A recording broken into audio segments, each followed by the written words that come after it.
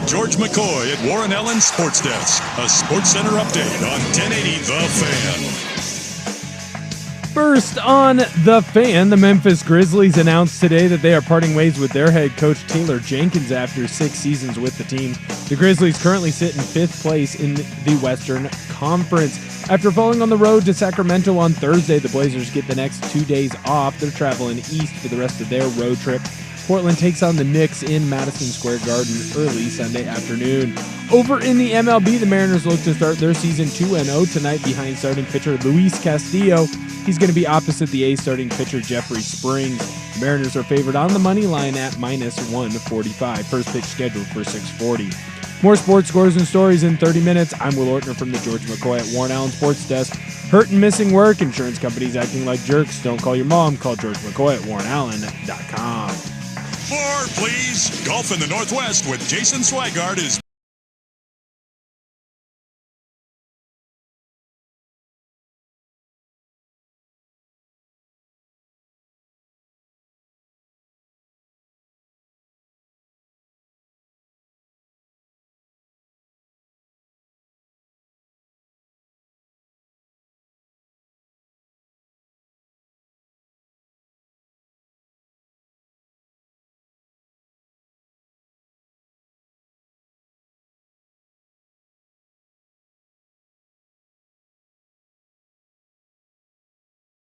And happy Friday, Danny and Dusty with you on this great, beautiful Friday afternoon in the Rose City. How's everybody doing today? It's Friday.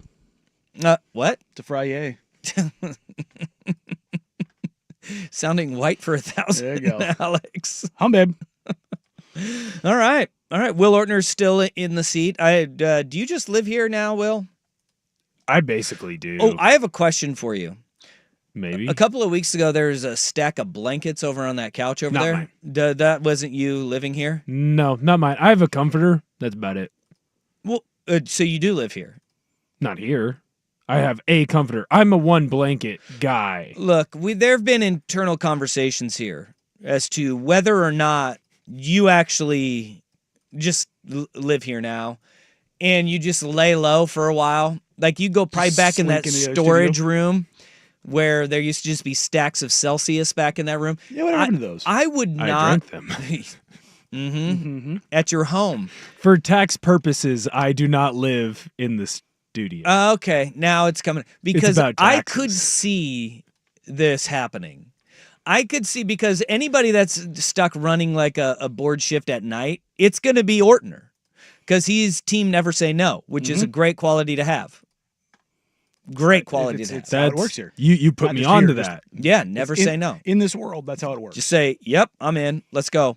So, if you are team never say no, I think what you have become privy to is nobody is here after 5 p.m. It's only Isaac, Suk, Buck. That's it. Yeah. Like- It's a ghost town. It really is. So those guys, if you are bebopping around this place at 7 o'clock, whatever, because you got nowhere else to go, they're not going to bat an eye. There's going to be like, oh, Ortner's here probably to do something, run a Pilots game or Oregon baseball or something. I think most people don't know who I am. I've done a pretty good job of keeping a low profile. Yeah. I think that if you showed like a lineup of 4 people, Mm-hmm. maybe 5, all bald men, all Yeah. with beards, Mm-hmm. all around my size, Mm-hmm. I think that the office might go 50%. I think, yep, you're probably right. I think You're that probably like right. engineering, Joey's going to know who I am. Yeah. 1080 people are going to know who I Mm-hmm. am. I think you start getting into the other See, and side of the office. here's my other part of I don't this. know. I feel like you have gotten in tight with Joey, and Joey would just be like, engineering Joey would just be like, yeah, whatever. I don't care. Just don't bother me. Like, you don't have a dumb question for me? Move along. Yeah. I don't care. I don't care what's happening here. So I feel like you do live here because there's showers here. Nope. there's lockers that have locks on them, but I don't know who is locking their stuff up here. I think it's Souk. There is somebody. That's exactly what somebody would say. Yeah. I That think is it's living Souk. here and locking all their clothes in the locker. I'm not at all. Because if anybody got into that locker and they'd be like, oh, this is like XL, double XL, they'd be like, oh, this is probably Souk's stuff. No, it could also be Ortner's stuff, and I know the game that you're playing here. Not double XL anymore. I feel like you live here. I don't. I promise you, There's I do not live free here. cable. There's couches. It's downtown. No, but again, taxes. You're not thinking about property taxes. Dude, Ortner lives You're not here. thinking about property taxes. I am, because I learned that you pay them here recently. I'm learning about taxes. What you need to start learning about is squatters' rights. Well, And you buddy, could own this damn place. from my understanding of squatters' rights, I don't know that I want to squat here. I'm going to squat at a nicer spot. Nah, you're working your way up. You're learning. Whoa, you squatting in a nicer spot? This place is worth a couple million bucks. Like a condo. Oh, it Yeah. is. Yeah. Oh. You're not finding many. Like, I don't know if you've noticed, the tent cities have moved around here. They're not nearly as prevalent anymore. I feel Property like- value going up. I feel like I'm onto something, and I'm glad that you're here today and we can broach this topic because We can go to the tape. we You do should. have the tape. You should not go to the tape. He lives here. He lives here. It's a- 100%. He It's a lives lot here. of me walking around in my socks. What'd you have for dinner last night? Oh, that almond roca in the kitchen. Yeah, I was like, that's weird. That's just more condiments that keep appearing in the fridge, and nobody knows who they are, and the almond roca keeps going It's- down. Look, The for a fruit young snacks are guy, gone. there's worse places to be. Oh God, yes. You know, you just got to be out of the way and there's plenty of places that nobody you will got a see kitchen? You. You got a kitchen. Yeah. You've got cable, couches, bathroom, shower here. I mean, you never do your laundry anyways, so your mom can Whoa. still do that. Whoa, I do my own laundry. How dare you? I take offense to that. All That's one of the few household chores I do. Ah, congratulations. But you could still go home and do your laundry, you know? I'm on to you, Ortner. Dude, I got would my eye love on you. I would love for you to set up the cameras around here and like actually take a peek and see what I'm like on a Pilots game. It's a lot of scrolling Instagram and X. Yeah, well, you can do that. You can do that here while you're sleeping in the break room. I'm on to you. It's been a lot of me this week. I get it. All right. No, hey, I'm here for it. More Ortner in my life. I'm all for. Yes, 100%. 100%. All right. Well, we got a lot that we got to get to today. How are you? You came in screaming. Yeah, no, I had to fly. Not literally No, this time. No, Because sometimes you literally do come in screaming. Yeah. Like the time you almost killed someone in our parking lot. But this time you were just like hustling. hustling, hauling. I was going to Yeah. be here at my normal time. I would have probably been here about 11:05 and been totally fine. Okay. But I got stuck in Newburgh for about 10 minutes. And if you live over there, you know that crazy, stupid pedestrian bridge is getting put in Sherwood. And I just thought, they were doing it last night when I came home from the game. They were probably finishing something up there, and it's backing some things up because it's a big, stupid bridge, and they have to shut down the road for periods to do that. I was like, whatever. Maybe I'll be a few minutes later than usual. No, there was a massive accident in between Newburgh and that's Sherwood. no good. Yeah, and after sitting there for about 15 minutes, I got close enough, and a bunch of paramedics and firefighters went by, and I was like, I saw it, and I was like, oh crap! So I had to double back all the way through. I was a few minutes from Sherwood, back through Newburgh, go out through Donald, Aurora, and then get on I-5 and boogie up that way. I may or may not have been going speed limit, but That's okay. I made it here with about 15 minutes to spare. I'm glad you told us your exact route Yeah, that you like took that. to get here. Well, I had to You could probably left it with and went Yeah. back roads. had to double back. Very precise. Very precise. But no, it was not the way that I planned on starting my day. My day was very, very normal. I packed my lunch, had a nice little good start to the morning, and did a bunch of cooking the other day. I was like, all right, cool. I'm going to make sure I grab my, because that's the biggest problem I have, even when I meal prep. Uh-huh. I will meal prep and I will leave my freaking lunch at home. I'm just the biggest dummy ever. Yeah. I hate it when I do that. I think that is pretty common. I think it's pretty common. I even But- have like the little portion trays all like ready to go. Like I put like 3 of them in the fridge, they're ready. and just You don't have like set out the reminder thing, like because if anytime I'm bringing something, you have the reminder on the counter, and you're like, got it. the best place to hide something from me is right in front of my face. Fair enough. I just Fair enough. you ever open the fridge and be like, hey, have you seen or the pantry? Like, hey, where's and then you go back and your significant other's like right here in front of your face, because that happens to me a lot. Yeah, all the time. Yeah, so. All the time. I'll open the fridge and grab my morning energy drink and then close the door and not Wait, your morning energy drink? How many do you have in a day? 3. You have 3 energy drinks in a day? 2 here and 1 on the way. Your heart is going to explode. Heart go burr. It will explode. That I don't think that there's a doctor around that'll be like, yeah, you know that's what you need to get. 3 every day, and they're the big old monster guys. Yeah, they're sugar free, so they're not the sugar. It's totally healthy then. Yeah, Never mind. It's just the caffeine. Wow. What was it? 200 milligrams? I think it's 200. No wonder you can't sleep at night. Doctors recommend 400. Like, that's the max. Yeah, so what are we going? 400 is the And max. so by 3 o'clock in the afternoon, you've had 750. No, this one's 200. So 600. Okay, so 600. 600. I thought you said 250. No. Okay. It might actually be less. I think these ones are a little bit less. I think they're like 180. I think monsters are 150. Woof. All right. They vary. So just a 50 over the max. Yeah. Then. Yeah. And come on. No, Yeah, he's 150. Yeah, 150. Yeah, so 150. So 300. only 50 over. Yeah. I mean, look, caffeine is an addictive chemical. Mhm. Um, And when I took that 23andMe test, one of the things it said is like it was significantly more likely to have more caffeine.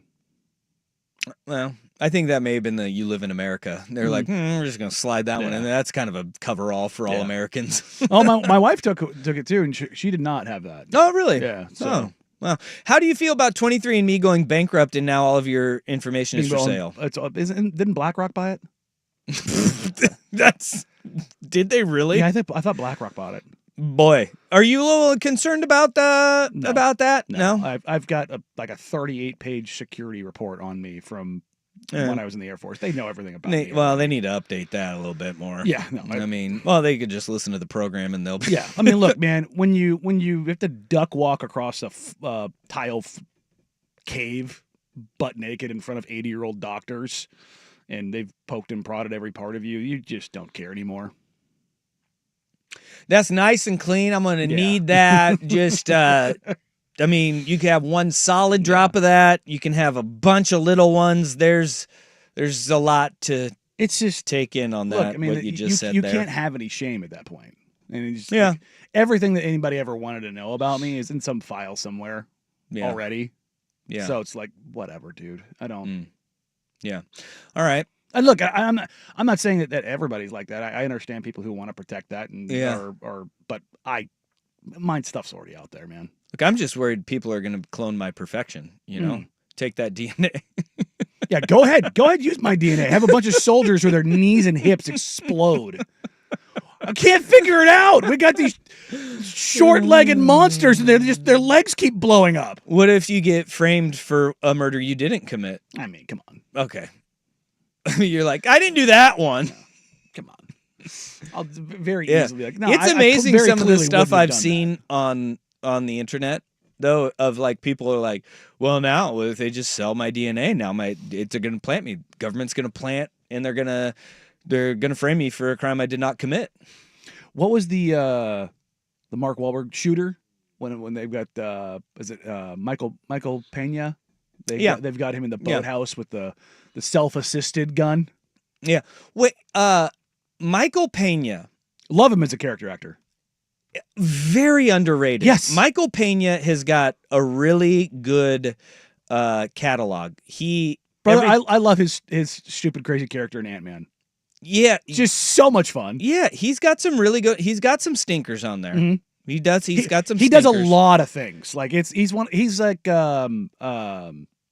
Steve Buscemi just says Right. yes to everything, Yeah, and I love that. because he's got some really good ones like Ant-Man, where he's Luis in Ant-Man, right? He's got the movie Crash, American Hustle he's in. Oh, that's right. I forgot about that. End of Watch, Eastbound and Down. He's the Oh, owner yes. of the Mexican League team that Kenny Powers goes and pitches in. He's got some good ones. I like him a lot. Does he have an Oscar nom? Oh, I feel like he has a weird Oscar nom. awards: 13 wins, 9 nominations total. Now, when you go to IMDb and you go down there, it's like, okay. But none of them are teen choice, so There you go. you got that. Yeah. I'm trying to. No Oscars in here that I see. Not even a nom. No, All right, I maybe I don't was wrong. see any in there. I thought he had a weird. I see he the had Screen a weird Actors one. Guild in here, but Maybe. that was for American Hustle, and that was for the entire ensemble performance. So yeah, no, I don't see an Oscar in here for Michael Pena. Like Michael Pena, though. All right, there's your daily dose of Michael Pena. If you don't know who we're talking about, just Google Michael Pena, You'll recognize him immediately. and they'll be like, "Oh yeah, I know that guy. yeah, he's in a million things. I know that guy." Great text. Your 23andMe, they make a bunch of soldiers. It's like, this sounds like a parody of Universal Soldier. It's like Universal Soldier and Solo, the movie Solo. They're like, oh damn. God, was that Mario Van Peebles? Yeah, dude. Yeah. What a great movie. All right, let's get this show on the road. We got a ton that we need to get into. It's a newsy day. Yeah, Dion is staying in Boulder. We got a head coach fired in the NBA. We've got the Blazers. They're out of it. Whatever that was. Not surprising. No. Crazy college basketball. Crazy college basketball, but the Lakers melted down in spectacular fashion. Buddy. And you can always sign me up for a good old-fashioned Lakers meltdown. But where we got to start is with that crazy basketball. We ended the show yesterday. The most exciting game of the Sweet 16 on Thursday night. What would it be? Boy, it lived up to it. In tonight's slate, we got some good games too, where the SEC may just dominate the Elite Eight. Danny and Dusty on the Fan. Thanks for making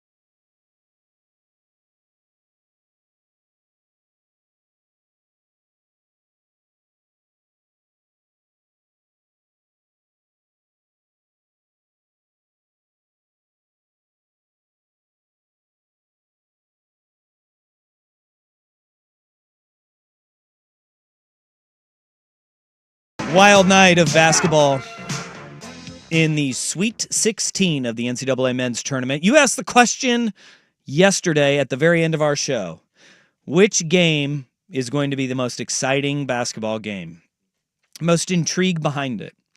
And for a half, you were right with Maryland and Florida, because for a half, the Crab Five and the Terps, they were game for Florida.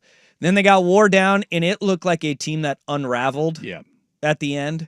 Like, it was just like the end is near. They were tired, and Florida just kept leaning. And now we'll see what happens with Maryland's coach, Kevin Willard, which we will revisit, because some sleuthing has pulled a common thread. And it's a doozy. We had our first overtime game of the tournament, though, and what a finish to that Arkansas-Texas Tech game. 85-83 in overtime.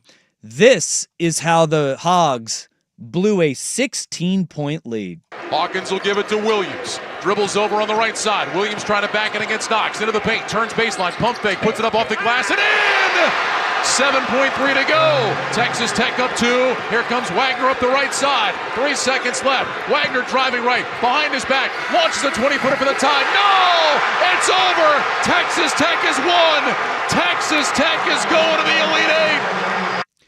A flurry at the end, and John Calipari leaves the tournament with a timeout in his pocket. So there's a couple things in here. John Calipari in his career, when leading by 6 or more at halftime, I think the line was he's 35-0. That seems really good for him. Yeah, and he was up 7. Yeah, it was the first game he had blown with a 6-point or more lead at halftime in his career. Look, yikes, dog. I'm actually pro not using a timeout in the NBA. Don't let it settle. Make the defense try to pick some stuff up. We'll talk about it in a little bit. It's the Giddey situation. It's a little bit of a scramble, but there was some direction there. In college, sometimes it's better because the kids can't create. Because DJ Wagner was a high-level recruit, did not go well for him last year, followed Cal down to Arkansas. DJ Wagner said it's DJ Wagner time, and that entire possession was a train wreck. It was an unmitigated disaster. And that was the thing, is that, like, I don't necessarily have a problem with him not immediately calling the timeout, but once they crossed half court, you could tell it was helter-skelter. Yeah. Call that timeout, because you're going to be going back to Fayetteville with it, and that's what he did. And that is the only thing that kind of was like, damn, Coach Cal. When he got doubled and he didn't move the ball immediately, that's when, if you're going to do it, it's right there, because you knew at that point in time when he didn't move the ball, you weren't going to get a good shot out of it. But the unraveling was far more than that. And we talked about this yesterday, right? These coaches that are playing more tempo style, an NBA style of basketball, that's something that Cal has always preached with why his guys go and play for him, right?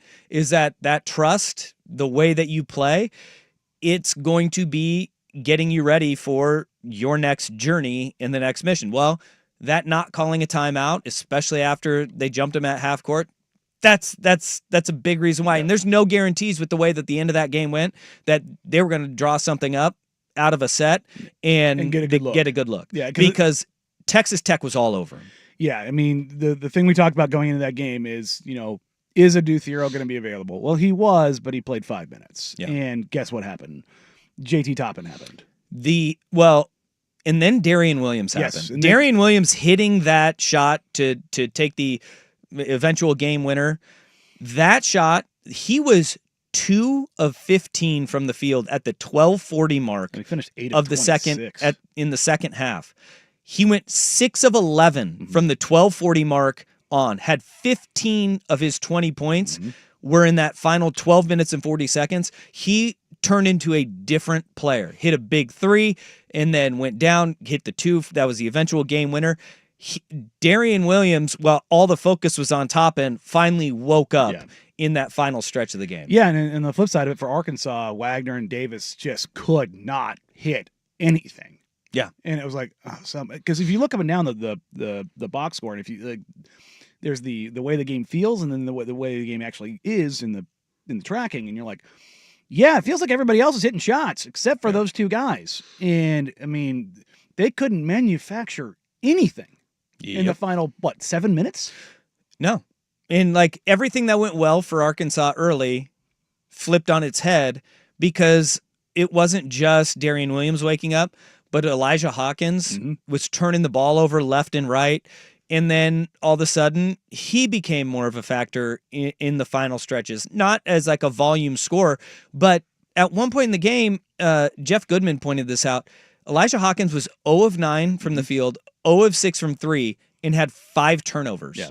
He cleaned it up and buttoned things up Knocked at the down end. the 3, didn't turn the ball over. And boom. Everything that was going wrong went right for Grant McCaslin and the Texas Tech Red Raiders, and they are now dancing on to the Elite Eight, and we now no longer have any double-digit seeds in the tournament. Crazy. Pour one out for the double-digit seeds. No Cinderellas. Yeah, it would have been a stretch to call Cal and Arkansas his horde of 5 stars. Yeah. I mean, just off the top of my head, I think Thero was a 5-star, Fland was, Wagner was, Carter Knox. If he wasn't, he was right on the edge. So, 4. 4 of them. Not all 5 stars are created equal. No, they're not. But one that is definitely not the same as everybody else is Cooper Flagg. And Cooper Flagg and Caleb Love, they put on an absolute show last night. That was it. The final score, not what that game had in it. 193. It had a little bit of everything, and Caleb Love put that team on his back, but they were no match for Cooper Flagg and the Duke Blue Devils. We will get to that, but first, we have Big Will Betts with a SportsCenter update. Now, from the George McCoy at Warren Allen Sports Desk, a SportsCenter update on 1080 The Fan. SportsCenter is brought to you by Vulcan Design and Construction. Check out their award-winning outdoor living designs or schedule your free design consultation at vulcandc.com. First on The Fan, you have 4 college basketball games on today. The action is going to start in Atlanta, Georgia, Michigan State, and Tom Izzo taking on Ole Miss. Spartans are favored by 3.5. Tip-off at 4:09. At 4:39, Tennessee takes on Kentucky for the 3rd time this season. Kentucky did beat the Volunteers in the first 2 meetings. Despite that fact, Tennessee is still favored by 4.5 over the Wildcats. Your late games feature the number 1 overall seed Auburn Tigers taking on the Big Ten champions in the Michigan Wolverines. Right now, the Tigers are favored by 8.5. Tip-off for that game at 6:39. The action wraps up at 7:09 in Indianapolis with Purdue versus Houston. Despite that game being close to the Boilermakers campus, Houston is favored by 8.5. Over in the MLB, the Mariners look to start their season 2-0 tonight behind the starting pitching of Luis Castillo. He's going to be opposite the A's starting pitcher Jeffrey Springs. Right now, the Mariners are favored on the money line at -145. First pitch at 6:40. More sports scores and stories in 30 minutes. I'm Will Ortner from the George McCoy at Warren Allen Sports Desk. Hurt and missing work, insurance companies acting like jerks. Don't call your mom. Call George McCoy at warrenallen.com. The Fan is live on YouTube and Twitch. And now, Window Nation brings you on-demand video.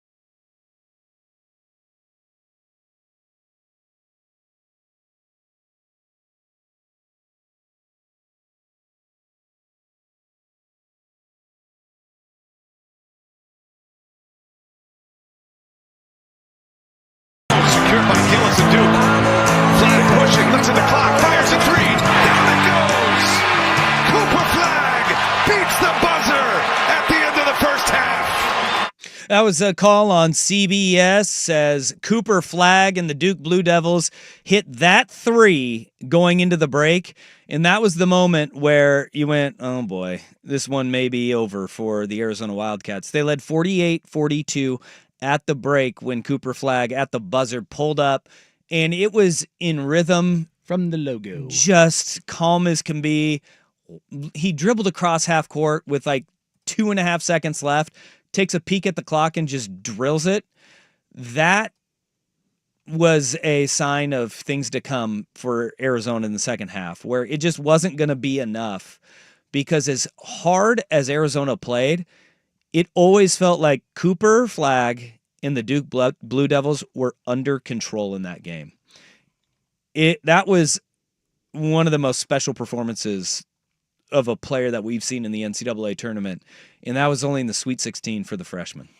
Yeah, the line that Cooper Flagg finished with is a line that no player in college basketball has ever finished with in the NCAA tournament. 30 points, 6 rebounds, 7 assists, 3 blocks, and a steal on 9 of 19 shooting, 3 of 5 from 3, 9 of 10 from the free throw line. If you have questions about him, or you're like, I don't know if he can be the number one guy on a team, go with God. I don't know what else you need to see. I truly do not understand what people see and go, I'm not sure about X. Yeah. The way he started the season, like, I don't know if he can create for himself. He creates for himself. I don't know if he can shoot. He can shoot. I don't know if he can get to the line or get to the rim consistently with his handle. He does that. I don't know. It's like he's answered every single freaking question. What he did last night was out of this freaking world, man. If you want to put like a label on how special that night was, so he had 30 points, and he's the first person to have the 35, 5, and 3, right, with 3 blocks. The last person to do that with 25 points, and the only other person to do that, Dwayne Wade. Yeah.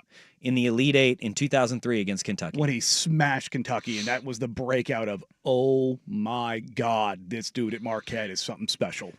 And so Cooper Flagg was on his own level, but Caleb Love... Caleb loved hard. He was on a planet of its own.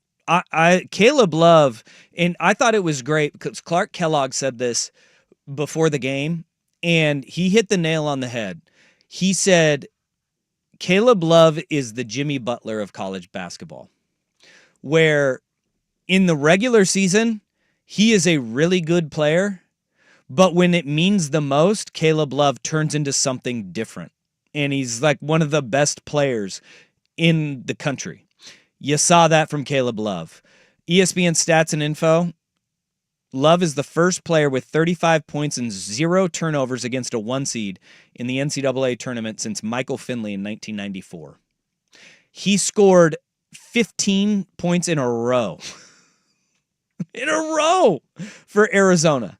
It was like when nobody else could find their shot or find the rhythm, Caleb Love was just saying, if we're going to win, it's going to be on my back. And he tried his damnedest, but that's just how good that Duke team is, because it's impossible to defend Cooper Flagg when he is driving down the lane and you have to commit 2 people to him, and then he's just throwing lobs up to their big, just time and time again. Working as a creator.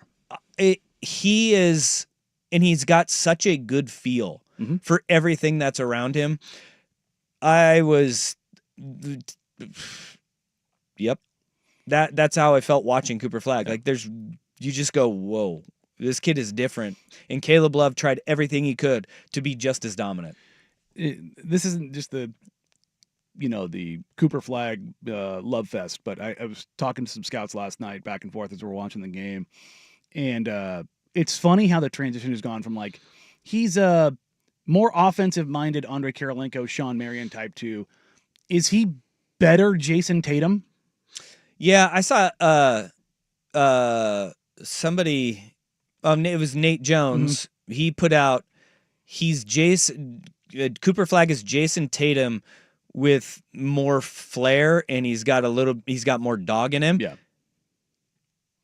That's terrifying. And that right there is like what Jason Tatum might be missing. Yeah. Oh, look, Well, one of the scouts I was talking with, he goes, "Do you think that Cooper Flag can be the best player in the NBA?" I go, "Probably not, but I think he can be Tatum-esque in the sense of like I think he can be one of the 4 or 5 best players for a decade." Yeah.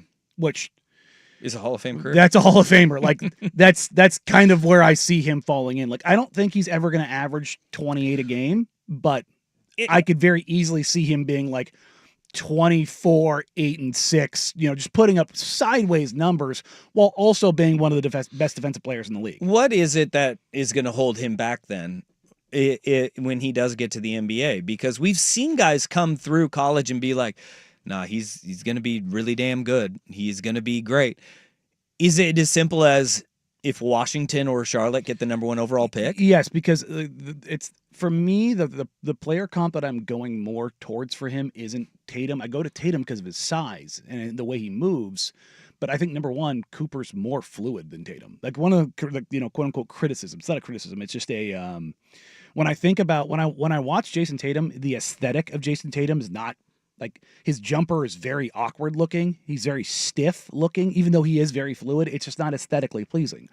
Cooper just kind of glides around things, and he reminds me of Kawhi.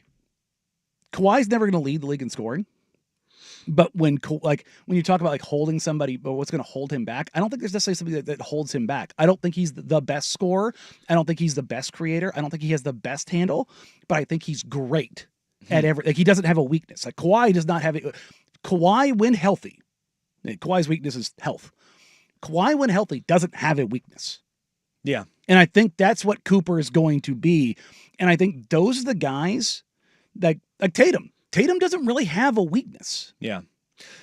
I wonder what Cooper Flag will look like, because the times that we have seen him struggle, and it's really hard because the ACC was down and they don't have the star power that they've had in years past, right?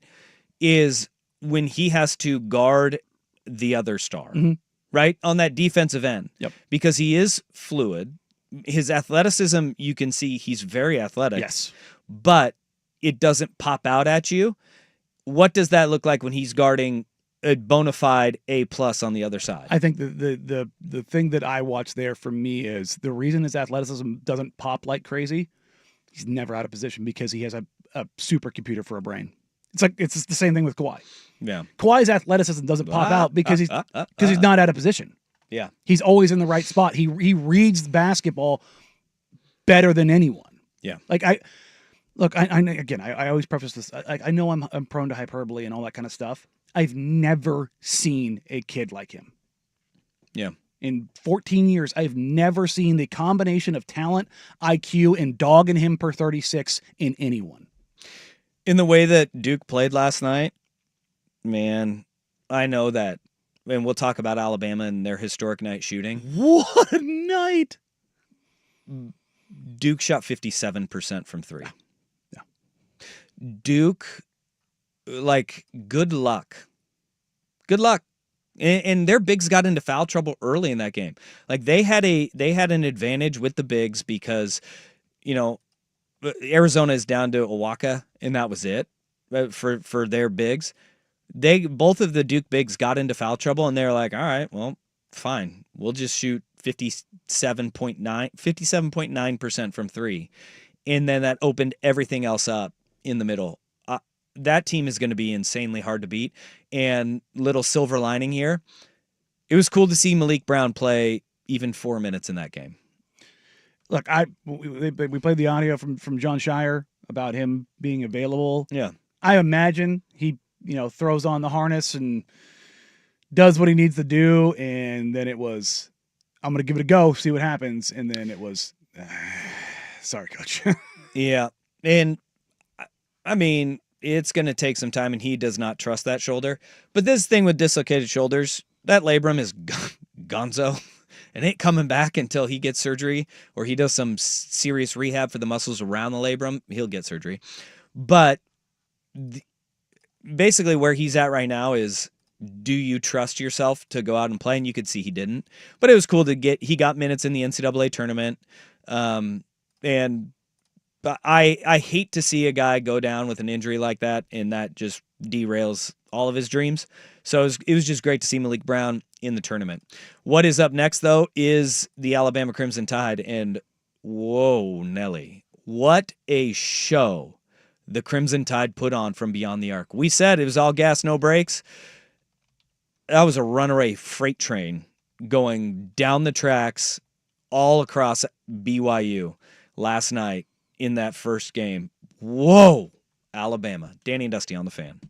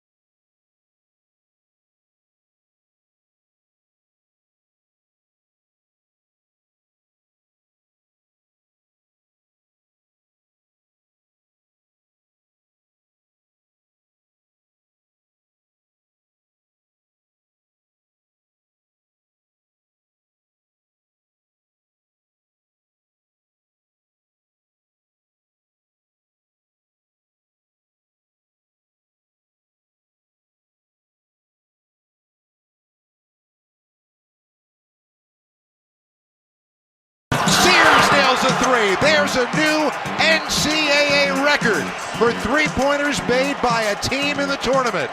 22 of them for Alabama.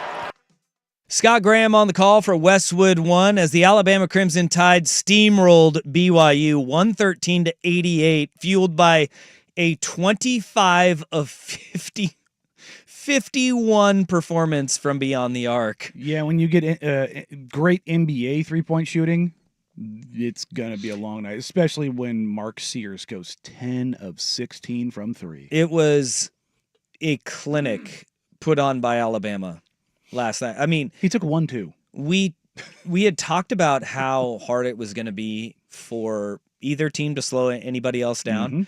And look, it's not like Alabama played great defense. BYU got good looks in the first half, and they were 1 of 12 from beyond the arc. Yeah, neither Demon nor Nell could hit a three.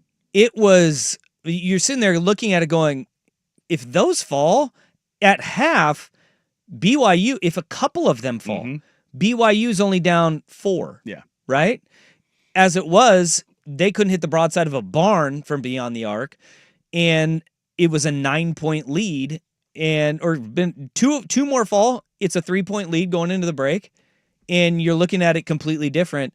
But the Avalanche just continued in that second half, and Nate Oates' squad, the tempo that they played with, BYU just looked bamboozled, and they looked tired going up and down the floor. And that's a team that plays with pace too. Yeah. No, I mean, the Nate Oates' guys just they just got out there and got it done. And when Sears is doing that, there's just when a single player is breaking your defense that egregiously, in the NBA, it's difficult to compensate. In college basketball, good freaking luck. No. Good luck.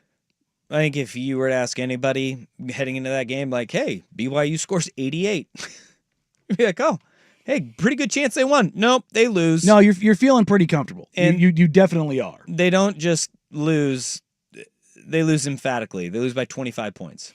And now you have a matchup with Alabama and Duke, and this is going to be a really fun matchup between these two because of the fact that you have shooters on one side and you have like that complete team basketball, but guess what else they got?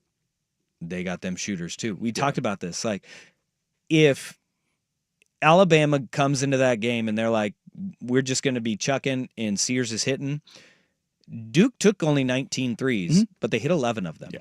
They went 11 of 19 from beyond. They're not short on shooting. And that's going to be a heavyweight slugfest in tomorrow. Yeah, I mean, the other side of this, too, is you have to remember is when you're talking about Oklahoma, you're talking about the smallest backcourt in the country in Sears and Aiden Holloway. Holloway's listed at 6'1". He's 5'10 and a half. All right. Like, he's... Mighty Mites. He was here for Hoop Summit. Was it 2 years ago? Post COVID, whatever that was, and his measurements were not published. Oh, really? Yeah, because I was standing next to him. I'm like, we're the same size, dude. How is this gonna work for you? Works pretty well. Turns out it works for him because he can shoot the living hell out of the ball. Turns out he's doing pretty well. But Sears also is listed at 6'1". Yeah. When you were watching Mark Sears last night, did you have any feeling he was 6'1"? No. But they're able to compensate because they can both just break you. Yeah. Shooting that 3-ball. Look, and that is the part about Duke that is terrifying, is that they're huge. They go, anybody that actually plays is 6'5" or taller. Yeah. They're built like an NBA team. They legitimately are. Their size is NBA big. They have 6 guys 6'9" or taller. Yeah. There's times when Con Knippel is running their offense and he's 6'7". Con Knippel. Now, this just may be me saying, all right, white guy plays for Duke. He has a striking resemblance to Michael Dunleavy Jr. Am I wrong? Am I wrong in that? I watch him and I go, it's fire hydrant Mike Dunleavy. Yeah. There's a lot, like he's got the Easter Island head. Yeah. He's got the jaw, the hair, the hair too. He is very Mike Dunleavy Jr.-esque. Except he probably weighs 25 pounds more than Mike did in college. Yeah. That's right. Yeah. But you look at him and you're like, I've seen you before. I know you. You're another one of those Duke whites. Con strikes me as a guy that's going to have a better career than Mike, though. Yeah. And again, Mike was a good NBA player. He was a really good NBA. Long time high end Do you role think player. Con Knipple will be as good as a GM as Mike Dunleavy Jr.? I mean, it's kind of fallen backwards into greatness, but sure. Whoa. Come on. Go on now. Hey, he did swing the Jimmy Butler deal, so good for him. See? Yeah. Huh? Not bad. Right? Got off Andrew Wiggins' contract and gave him a meh pick. And Con Knipple is a very Duke name. Oh, God, yes. Like, it's like, my kids really thought it was great that there was a guy named Knipple out there. Mhm. Obvious reasons. Oh, yeah. I got a good chuckle out of it, Oh, too, myself. He is really damn good, though. And I think Cooper Flagg Overshadows him. a ton, and that is also terrifying about this Duke team, Mm-hmm. is that they have a guy that would be, if Coach K coached this Duke team, everybody would hate Con Knipple Mhm. because he is feisty, he's strong, and he's really damn good. You know what's crazy is these are the last 3 great players to come out of Milwaukee. Con Knipple, Tyrese Halliburton, Tyler Harrow. No, that's a pretty good list. Good God, man. That's a good living. What are they doing up there? Well, it's Algonquin for the good land. Goodness gracious. Milwaukee. It's turning into a basketball hotbed. Where is he, like, in the NBA draft range right 7 through 12. Blazer. So there are people that love him, Yeah. and there are people that are like, he's maybe like stronger, better ball handling Kevin Herter. And I'm like, I mean, stronger, better ball handling Kevin Herter's a really good player. Blazer. Look, if the Blazers are picking that range, what's the thing they need? Con Knipple. Well, shooting. Con Knipple. And think about this too. He's not a great defender, but he is like you said, he is strong. He is very strong. He's listed at 217. I bet you at the combine he's 225, 228. Let's go. He's a fire hydrant, man. He has like, I like it. there's the talk, like, oh, he's not in shape or anything. No, he's a Wisconsin farm boy. Yeah. Like he's just a thick dude. Like it's really interesting. You look around the NBA anymore. How many guys are really skinny? Not a lot. A lot of these guys are built, man, because you got to be big enough to take the contact. And he's a guy that likes contact. When I'm scouting guys, I always look for guys that. It was one of my negative marks on Alex Sarr. They didn't like contact. Mm-hmm. He's getting a little bit better at it, and that's why I think you're seeing him get better this year. Yep. Con likes putting his shoulder into you. Con likes getting into you defensively. Okay. And so when I look at him, I go, he's more than the Kyle Korver, Kevin Herter, like run around the perimeter off ball type. Like he's got some on ball juice. I'm probably higher on him than not all, but more. I would have him up towards the 7-8 range as opposed to the 9 or the 11-12 range. All right. Well, Duke Bama, sign me up. It's going to be a fun one tomorrow. That's going to be a fun game. That's going to be a great game. Coming up in hour number 2, we will dive into the Blazers, whatever that was that we saw in Sacramento last night. But where we got to start is yesterday, the buzz around college basketball was Kevin Willard, the Maryland head coach. And is he the Villanova head coach or is he sticking around in Maryland? His response after the game, if he is the next Villanova head coach, you got bigger questions than answers. Danny and Dusty on the Fan. When you have to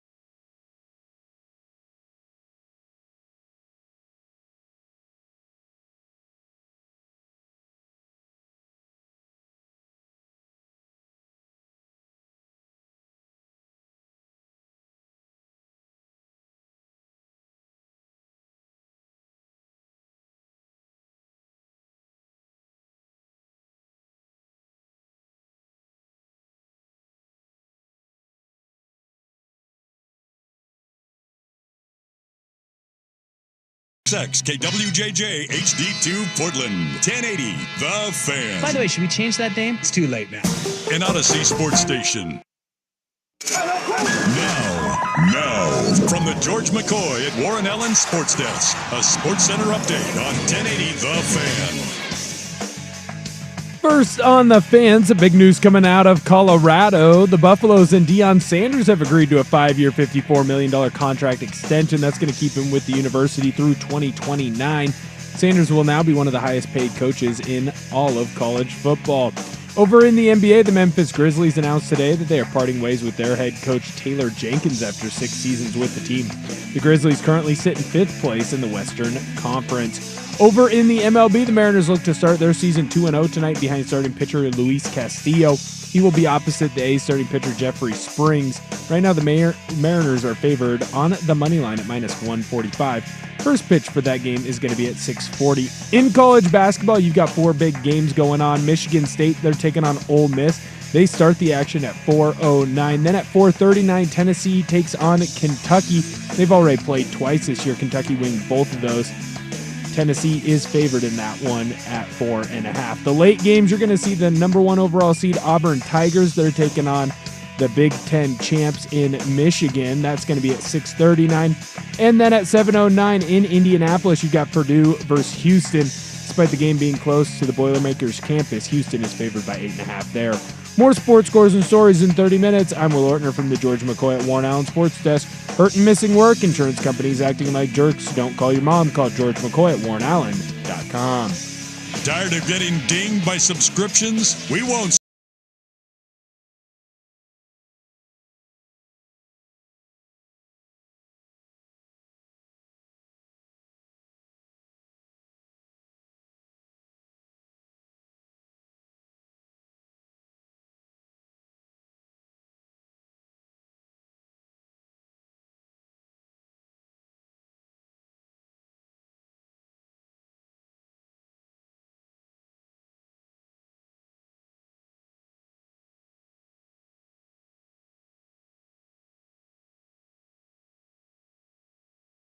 With you on this Friday afternoon. Thanks for being a part of our day, letting us be a part of yours on 1080 AM, 99.5 HD2, the Odyssey app, twitch.tv/1080am The Fan, and youtube.com/1080 AM The Fan, where the party people party.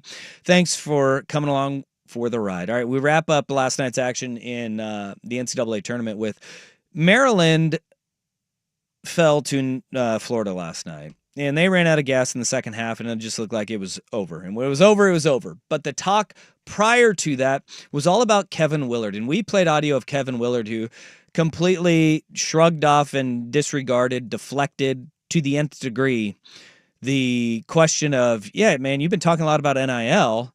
You know, Coach Loxley, the football coach of Maryland, said he'd like to keep that in-house. And he answered that question by talking about stopping Walter Clayton. And they did. They held Walter Clayton in check. They did that. He had 13 points. It wasn't even their leading scorer. But that was his whole answer to an NIL-related question. All Maryland fans just dove into, this guy is gone. He's already accepted the Villanova job. There were unverified reports around that he has accepted the Villanova job. And immediately following the Terps' loss to Florida last night, Kevin Willard was asked about the Maryland job and his commitment to it, or Villanova. So I have not even. No, I don't know what I'm doing. I'll just be honest with you. I haven't talked to my agent. I haven't talked to my wife. I made a promise to this team that I was gonna just focus on this team, and that's all I've done. So I haven't talked to anybody. I have an agent. I'm sure he's talking to people because that's what agents like to do. But, you know, I don't know. That response right there, I think everybody is going, oh my goodness. This guy, PR 101, he has not taken that. And he sure as heck has not taken a 300-level course or 400-level course in PR like Will Wade at McNeese State did, which he just got out in front of it and stamped it down and said, hey, these are the facts. This is what I'm doing. I'm here right now. And look, yeah, I am talking with other schools. that's a good way to stop it. He was honest with his team. He was honest with everybody. And it is different, though, being at McNeese State as opposed to Maryland, where he's already in a Power 4 school. He is actually in a Power 2 conference in the Big Ten. School that does give a damn about basketball. And is in the Sweet 16 at the moment. And landed a top prospect in Derek Queen, who's going to the NBA. Everybody's going, what in the world? How could you be this inept when answering the questions? Little sleuthing on the internet, Seton Hall fans, which is where Kevin Willard came from to get to Maryland, they said, oh, this is nothing new. This is Kevin Willard after his final game at Seton Hall. Kevin, there's been a lot of rumors in the last day or so of you potentially going to Maryland. Do you want to kind of comment on whether that's accurate or not? I'll give you exactly what I can tell you. I have an agent who I haven't talked to yet. I don't know who he's talking to. I have absolutely no idea, but when I get home tomorrow, I'll talk to my agent and discuss things with my agent. Zach Braziller, New York Post. Kevin, there's been a lot of rumors in the last day or so of you potentially going to Maryland. Do you want to kind of comment on? Yeah, double play, Will. You're okay. Sounds exactly like what he said last night. Connect the dots there. Dude is going to Villanova, right? But if you are Villanova, are you now listening to this and how he's handled everything from you're leading into the tournament and your complaints are about your NIL at your school and the reaction to it in his inability to handle the way that the backlash from his fan base, from the media was to that, and then how he's handled all of this steam moving forward towards the Villanova job. He has botched it in every way, shape, or form. If I'm Villanova, I might be having cold feet about bringing Kevin Willard in. Yeah, the landscape has changed so much for coaches in college. It's not just about how good you coach, how good you recruit, how well you can work with boosters and NIL and collectives and agents and all that stuff. It's so forward-facing now. And to go from Jay Wright to what they had and then go to Willard, that's a tough pill because Jay Wright was the best at this. He's a CEO, man. He would get in front of you, and a really good CEO where he gets in front of you and he instills confidence in everything that he is doing in the direction that the program is going in. That was Jay Wright. And he looked damn dapper doing it in his suits. But this is the antithesis of that. Look, man, you can be a great face of a program and a okay coach. You can be an okay coach and a great CEO, or a great coach and a okay CEO, and just kind of you can mangle some of that stuff. But you can't bungle the big stuff. Yeah. He also, Kevin Willard gave we don't have the audio of this one, but he gave a Willie Taggart response where Willie Taggart, when the Florida State rumblings were around, the infamous, I'm the coach at Oregon right now. You know, this is where I'm at. He gave one of those to I'm the coach here now. Not gonna cut it, man. No. Everybody sees right through that. There is a way to handle these things. And I think in the era of the transfer portal, and this is the thing about, this is why the transfer portal exists, folks. This right here. We are hearing it from all of the coaches, and we just got a text. Jonathan Smith gave the same, my agent does that stuff, but I have no clue. Really? Right? You don't, your agent's texting you every day. Everybody knows, in the transfer portal, everybody goes, tampering. The reason why the portal exists is because of the imbalance that coaches had, where they could go and they could run off and they could take any job they wanted. And you know what?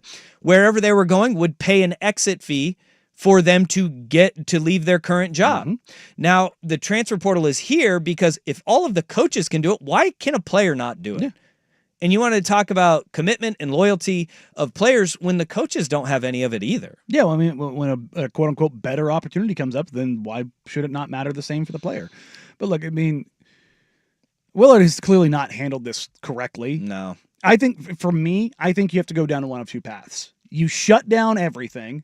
Hey, I'm not talking about that until after the tournament, and I'll talk to my AD and I'll talk to my agent and we'll figure some stuff out. And clearly, they're going to have those talks before that, regardless. But you either shut it all down or you go full Will Wade. Yep. Look, man, yeah, I am entertaining another job, but look, my focus is here right now. And yeah, I'm probably going to go somewhere else, and you guys probably have seen the reports on it. That's neither here nor there for right now. And I've addressed this with my players. My players know where I stand. I've been upfront and honest with them. They've been honest with me, and we're locked in right now. I think those are the only two paths. I don't just stuff, that's not going to fly anymore, man. Either shut it all down or embrace it. And I will say that players and coaches alike, they know the college athletics landscape, not just right now, but it has been for decades, has been a transactional business where it is, and it has evolved, and I think it is more fair towards the players. And in that it was always transactional in that I gave you a scholarship because you can be a player that gets me more money as a coach. And at the highest level, if you don't think that that has been part of the game, you're crazy. No. You're crazy. Now, the great coaches and the good coaches, and I've heard these on sidelines everywhere, where you go and you hear players and coaches and jobs are on the line, right? At a small school. Will, you probably heard this at Central Washington. Your job is on the line. Like coaches, players alike. Because I know I heard it at small schools where it's like, dude, you all don't start performing, my ass gets fired. The one it's transactional. The one that was famous, and you played with this guy and he coached me, is whenever a athlete of his would say, "Oh, coach, I forgot that in the meeting," he would turn to the head coach and go, "Coach, please don't fire me. I really hated working at KFC. I know the running backs. I taught it to them. I don't know why they can't hold on to it. Please don't fire me. I don't want to go to KFC. My kids won't have food to eat." It's an old roommate of yours. I loved him too. The best. Yeah. Coach Stu. Coach Stu. Coach Stu's the man. He is the man, and he is a damn fine coach. And he didn't get fired. He's actually getting paid handsomely now. There you go. At a Big 12 school. But there has been this transactional relationship between coaches and players where it's understood. They all know it, and you can, if you have the other part of that relationship, which is it's a trust and a belief that your best interests are my best interests and I care about you, you can have those tough conversations even in the Sweet 16 and you're going to get a good performance. And Maryland, by the way, played their butts off in the first half. They did. They got worn down and they got ripped apart in the second half. But in the first half, they put up every bit of a fight against one of the top teams in the tournament in Florida, and then the wheels fell off late. Look, Florida just Floridaed them. It's six guys in double figures. No one guy beats you. That whole team just said, yeah, hey, we have a lot of dudes. Enjoy. Yep. And they just, nearly everyone that got on them for the court for Florida last night, with the exception of when they, emptied the benches, was just getting it done. Yeah. And that's the reason why I picked Florida going into this tournament. They're good, they're deep, they're tested. Todd Golden, good coach. Good coach. Good coach. Good coach. All right. Well, now we got a matchup of Florida and Texas Tech. That's a weird matchup. Guns up versus Gator Chomp. It's a weird matchup. I have no idea how I feel about that matchup. Yeah. No, me neither. It's a weird one. Well, we'll find out tomorrow. Okay, let's get to the Blazers meltdown. Ugh. Boy, that was a thing down in Sacramento. Officially time, that ripcord, pull it. Pull it, pull it, pull it. Danny and Dusty. Thanks for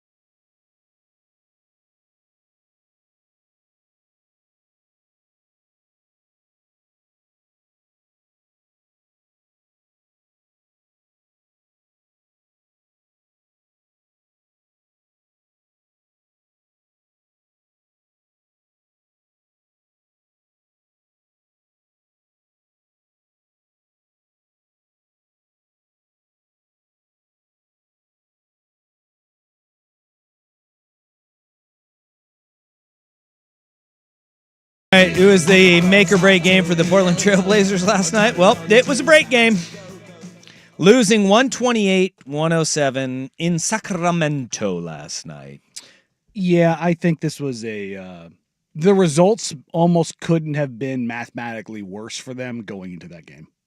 And I think they knew it. Well, I think it turned into so going into the game, they had just bad. Well, I mean, so the math going into that game was going to get a little skewed if they could win because it would open up a path, a tree, as it were, off of the probability outcomes because they would have a potential tiebreaker open up if they won, if they got in a three-way tie with Phoenix and Sacramento. Dallas winning and then Portland losing to Sacramento took that tree away and it pushed them further behind. Well, can we now get to the point that they should have been a long time ago? Just pull the ripcord, Final Eight. I mean, just get this out of the way and just finish this season because whatever they have built up right now will not be ruined in 8 games. It won't be. It will not be ruined in 8 games. I don't think so at all. It wouldn't have been ruined if you were to have strategically done it at 20 games because you have grown and developed guys and they know the path to be successful and what that looks like. And they have. They really have. The 10 of 12 before the All-Star break, that was enough to be like, we have seen strides in every single one of these guys. Now it's just let the bottom fall out in these final 8 games and see if the basketball gods will smile down upon you come lottery time because you put up a good fight to the detriment of what the lottery balls will tell you is beneficial for getting a star player. So if you want to know the math, they are not mathematically eliminated from the play-in. They have a less than 1% chance. And when I did it last night, going into the game, they had like a 5.2% chance. And if they won, that probably would have gone up to about 10 to 12%, depending on some other things, which, again, not great. They have a 0.2% chance of making the play-in. It's beyond fried. It's fried, baked, cooked, fricasseed, roasted, however you want to cook it. It's done. It's done. And I don't know. Honestly, I don't know why anybody would have wanted to see it, the play-in at this point, because you would have been unceremoniously bounced. No, trust me, I get it. And I do know people who do want to see it, and it was the players. Well, yeah, of course, because like, they don't tank. And not just that, like organizations do. You're like a guy like Denny, or the young guys with Scoot, Shea, Tumani. They've never tasted anything close to it. Denny comes from literal basketball hell in Washington. Like those teams were just nasty. Everybody knew, even in the Eastern Conference. So he was juiced for it. Like he wanted to like even remotely competitive basketball that meant something. Right. It did mean something to me, which is why I think you saw Denny just playing with his hair on fire for the last month. Sure. Because it was like, there's a real chance for this. And a month ago, there was. 2 weeks ago, even when they won a couple games, they were like, okay. But now they've lost 3 in a row. It's a wrap. And look, I have said over and over again, me personally, I wanted them to see them steer into the cliff at the All-Star break. Yeah. Now there's no reason not to. The only reason you could say no to it, and I know some people, not just at the Blazers, but in the NBA feel this way, don't F with the game. Play the game, though. And part of the game now is to set your franchise up for the most favorable position in the draft lottery.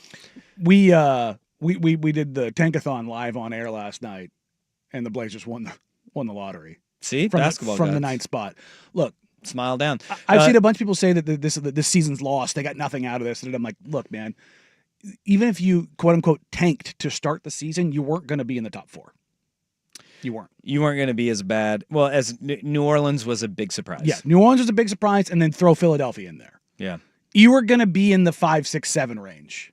So the math right now is that the Blazers are very likely to end up at 8. Their most likely position is 9th, but you're looking at a near coin toss. I think they're going to end up in 8th. That's been my feeling since the All-Star break, is that they were going to end up in 8th. And that obviously just puts more pressure on Joe Cronin to make a big move on the trade market this offseason. Because if depending on where they land on the lottery. I mean, so much of what they have going into this summer, it's May 12th. Mm-hmm. It is May 12th. May 12th is the decision tree matrix. Mm-hmm. Depending on what comes out of that, whether they move up, they get knocked back, they stay in the same spot, there's so many different things that come out of that. And that's the thing that sucks, and not just for the Blazers. Any team in the NBA that is in that range, 1 through 8, 1 through 10. Your entire offseason and what you do and how you go about it is luck. And no one wants to admit that that's the case. But when you're in that position, you are praying that the basketball gods deliver for you. Yep. Perfect example, if this year was last year and the Atlanta Hawks move up from 10-1, let's say the team is what they are right now, and the Hawks are in the 10th spot and they moved up to first, and now Cooper Flagg is on that team, and they go into next season with Reza Shea and Jalen Johnson and Trae Young and Cooper Flagg. Mm-hmm. How different are the fortunes of that team to start next year as opposed to last year?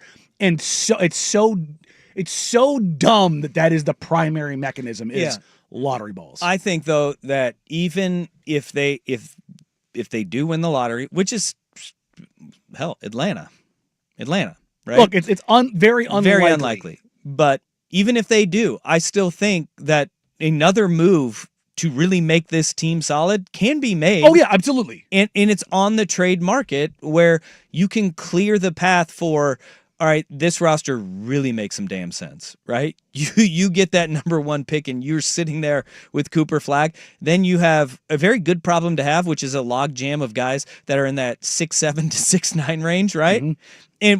And that's when you say, all right, we can start unloading those, because there's a lot of teams in the NBA that need guys like that. Hell, Portland was desperate for one of those guys when Damian Lillard was here, right? And then you finally have the assets and the capital. Like, there still is a lot of pressure, win, lose, or draw, in that draft lottery on May 12th for this team and organization to make big moves this offseason. To make a very sizable transaction. Absolutely. I 100% agree. And look, it's a terrifying spot to be in, because you're in no man's land as a fan, where you're just sitting there going, oh boy, we have zero control over any of it, and we don't know what the future looks like. And the worst case scenario is nothing happens and you sit at 9 and you don't get one of the premier players, and the trade market doesn't manifest itself, and they say that the deals just weren't there. That's when you got to go and make the deals, though. Mm-hmm. You have to make the deal. The deals don't have to just be there and show up for you. You have to go and be proactive in making them.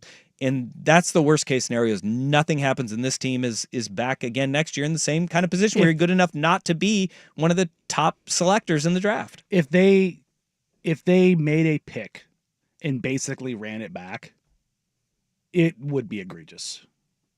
Yeah. It would be egregious. Yeah. I 100% agree. Yeah. Look, I'm not the clock's ticking, tick, tick, tick, tick, tick, tick, tick, because they don't have the dude. And that's not just a Blazer thing. It's not I love the Blazers front office thing. That's just how I operate. I think you can continue pushing along because you don't have anybody age-wise that you're worried about right now. That does not also mean that you should not be moving things along and progressing through the team building cycle, as it were. Yeah. So get Con Knippel. I'm not opposed to him if they ended up there. I'm Con Knippel to Portland through and through. They're low on their quota. Yeah. So he would be an okay addition, but so would the guy number 1. His teammate. Yeah, I'd be okay with that too. And look, if you want to put if you want to do the prayer circle lighting of the candles. I think Portland's at sacrifice time. Yeah, no, 100%. I mean, prayer circles were 2 drafts ago. There was a tweet last night when somebody asked, "Would you cut off your pinky for Cooper Flagg if you're an NBA executive?" And I think it was Tyler Rucker at No Ceilings. You had the John Wick image of him at the table cutting off his finger. It was like, no, we're at the cutting off the finger stage. I think that poll would be 30 for 30. Yeah. You would get 30 yeses on a pinky. Yeah. Just be like, Especially at that age. If you're running a team. dude, you're Pat Riley? Yeah. Gone, dude. Yeah. Whatever. What happened? Cooper flag happened. Yeah. That's what happened to my hand. I think I'd rather do I'd rather go stubby on the ring finger than the pinky. The pinky has more utility than people are willing to give it credit for. No. Pinky's gone. I mean, look, I'm not Pinky's saying I gone. wouldn't do it. I'm just saying if I had a choice. Pinky's it's the first one gone. Really? Yeah. Left pinky, dead to me. Pinky's up, dude. No, it doesn't go in. Anyways, I dislocated it so badly it just doesn't stick to the rest of my hand. So I could be without it. Gets caught in my pocket a lot. You said the pinky doesn't go in. I never mind. All right, coming up next, it's time for our worst day on the web. And What do you mean by that, Danny? sometimes it doesn't go in. A New Jersey police chief is accused of there's petty and then there's criminally petty. We'll get to that next year. But first, here's Big Will Betts with the Sports Center update. Now, from the George McCoy at Warren Allen Sports Desk, a Sports Center update on 1080 The Fan. First on The Fan, you got 4 college basketball games going underway today. The action is going to start in Atlanta, Georgia. Michigan State and Tom Izzo, they're taking on Ole Miss. The Spartans are favored by 3.5. Tip-off for that game at 4:09. At 4:39, you got Tennessee taking on Kentucky. The Wildcats did beat the Volunteers in their first 2 meetings. Despite that fact, Tennessee, they're favored by 4.5. The late games are going to start at 6:39. You got the number 1 overall seed Auburn Tigers taking on the Michigan Wolverines. The Wolverines are the Big Ten champions. Tigers are favored by 8.5 there. And then at 7:09 in Indianapolis, you got Purdue versus Houston. Despite the game being so close to Purdue's campus, Houston is favored by 8.5. On Saturday, you got 2 quarterfinal games already set. Florida taking on Texas Tech in the first one. Florida is favored by 6.5. Tip-off for that game at 3:09. Then at 5:49, you got Duke taking on the sharpshooting Alabama Crimson Tide. Duke is favored by 6.5 there. Over in the MLB, your Seattle Mariners look to start the season 2-0 tonight behind starting pitcher Luis Castillo. He's going to be opposite the A starting pitcher Jeffrey Springs. Right now, the Mariners are favored on the money line. First pitch is scheduled for 6:40. More sports scores and stories in 30 minutes. I'm Will Ortner from the George McCoy at Warren Allen Sports Desk. Hurt and missing work, insurance companies acting like jerks. Don't call your mom. Call George McCoy at WarrenAllen.com. Jump back to earlier parts of your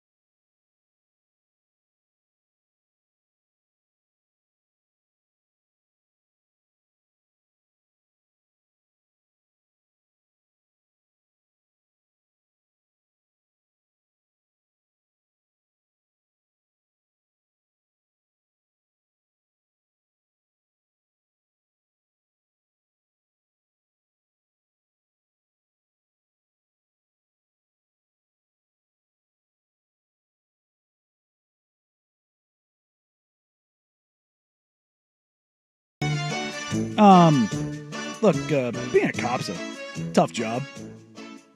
I wouldn't Ridiculously tough. I wouldn't wish it upon most people. I almost became a Clackamas County sheriff when I got out of the military, and then I was like, nah, I'm good. Don't want to go down It was this probably path. for the best. I mean, yeah. Well, well, let's be honest. I wanted to learn all the tricks of the trade so I can cover my tracks. But a New Jersey police chief has been accused of pooping in desks and spiking people's coffee with Viagra. This guy's probably like, what happened to the good old days where you could take a desk deuce and a little poppin' coffee there, huh? Yeah. Taking the fun out of the job. The complaint alleges a hostile workplace that includes juvenile pranks like putting firecrackers under chairs, which, that's funny. Dude, is this like, was he watching the other guy's desk pop? Yeah. Just did my first desk pop. Look, military culture is very pervasive in police culture. There's a lot of crossover. We do a lot of very dumb things that we never, ever, ever, ever want to go public. It's not how we want those things to go. Good, mostly safe hijinks are good for camaraderie and morale. I will always stand by that. Firecracker under the desk, poppets under the toilet seat, saran wrapping the door and or toilet. Fun, mostly not problematic. The firecracker under the desk seems a little problematic. Mostly not problematic. The criminal offenses like dosing office coffee, not a singular, like the community one, with drugs like Viagra and Adderall. Oh. Okay, no, this guy's just dumb. Mm-hmm. Because if you're going to play the office pranks, you got to know your audience too. And you can't just blanket everybody with it. No. Because you just don't know. Medical conditions. Yeah. Remember, Viagra started as a heart pill. Well, Mildred, the accountant, she's not going to be one that's wanting Adderall in her coffee. I am so focused today. He's like, I just wanted up productivity for a day. No. It'd be kind of funny if he was just like charting productivity and he was like, Golly. it's weird. I saw a spike on the same day that I spiked the coffee. There is a reason why all of these commercials have got like a 30-second disclaimer in their 60-second spot of all the adverse side effects that can happen. You could have killed old Mildred. Yeah. She'd be dead. I still stand by the two worst side effects I've ever heard. Anal leakage and death. May cause death was like. May cause death is a big one. That's not a side effect. No. Just like the prescription drug commercials. Like I've literally heard may cause death. It happens in a lot of them. And I went, that's not a side effect. That's an outcome. Wouldn't it also technically be a cure? From whatever you had, you would be cured of having that issue. Yeah, cured of life. I mean, you're not wrong. Technically, probably not wrong. You're pretty wrong. Which is the right wrong. Which is the right kind of wrong. Pretty wrong in that one. There's another one that's further in here. How many deaths do they need to go in the trials till they're like, yeah, maybe we shouldn't? Depends on what it is. Like allergies, probably not very many deaths. Nah, yeah. But like brain surgery, probably allowed for some more deaths. Brain surgery was what you went with there. Yep. Not rocket surgery. Not trying to cure anything, just surgery. Yeah, just well, no, like a take brain this surgery. pill for brain surgery. No. Ortner's like, no, you guys are twisting my words. No, your literal words No. were for brain surgery. No, well, yeah, like if you're going through like a new experimental brain surgery, there you go. There's some framing. You can allow more deaths than that. If you're like trying to test out a new allergy pill, if people are dying, that's probably bad. Yeah, but you transition from allergy pill to brain surgery, as in a brain surgery pill. Well, there's a scale. Well, I mean, we can get to the nanobots in the pill kind of a deal. but what was what was that? What was that Bradley Cooper movie where you take the pill? Limitless. That one. Yeah. Limitless. Which kind of brain surgery. Which side effect would you be okay with the seepage there if you had limitless capabilities? Yeah. Yeah, see, because you're smart enough to create. I mean, you create said some that's sort of two fix. of the worst ones that but like the death Anal one. leakages is just I don't want any leakage. No. especially there. Well, you don't. But if you're limitless, Yeah, no, you can figure out a way to stop Yeah, that. 100%. Make the drug better. Because you're limitless. Yeah. You can have the cure to that.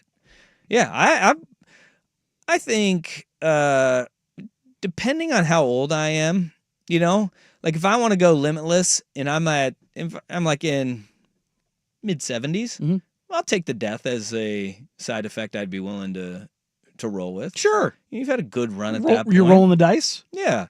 When limitless in my last years, I could be able to, make some generational wealth for the family, I'll roll the dice on that. Ahead of that, I don't think I'm going to do it.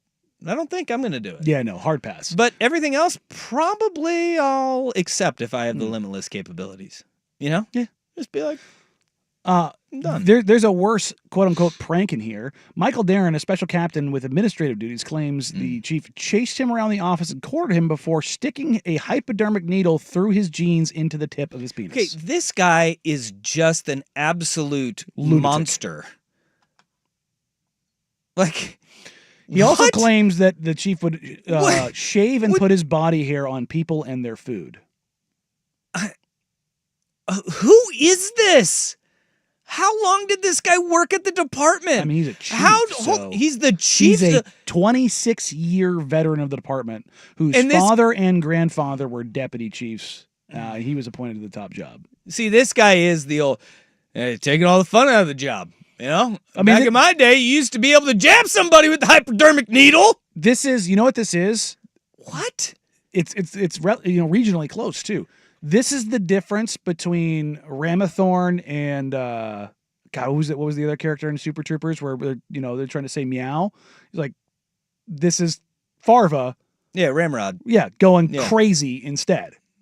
That's like there's good, fun, cheeky shenanigans, and then there's evil shenanigans. This isn't shenanigans. This is no. I'm saying this is evil shenanigans. This is like Farva on the school bus, like, oh God, he's beating up children. No, this is like somebody with a mental illness who's a police chief, just terrorizing the people that he works with. Yes, this is bad. The list is ridiculous of how long. What was the tipping point? What was the one that they finally said? Because I don't know, the needle probably should have been it. The shaving was interesting. The shaving, that's a real tipping point. Yeah, it's like, how'd you like my chest hair on your beef bouillon there for lunch? Come on, no, we know it wasn't the chest hair. This guy going. This guy's a maniac. He is a maniac. We know exactly what it is. But what in the world was the final straw for this office where they were just like, we're done. The Adderall in the coffee, we were fine with. The Viagra in the coffee, we were okay with. That didn't work out as bad as we thought it would.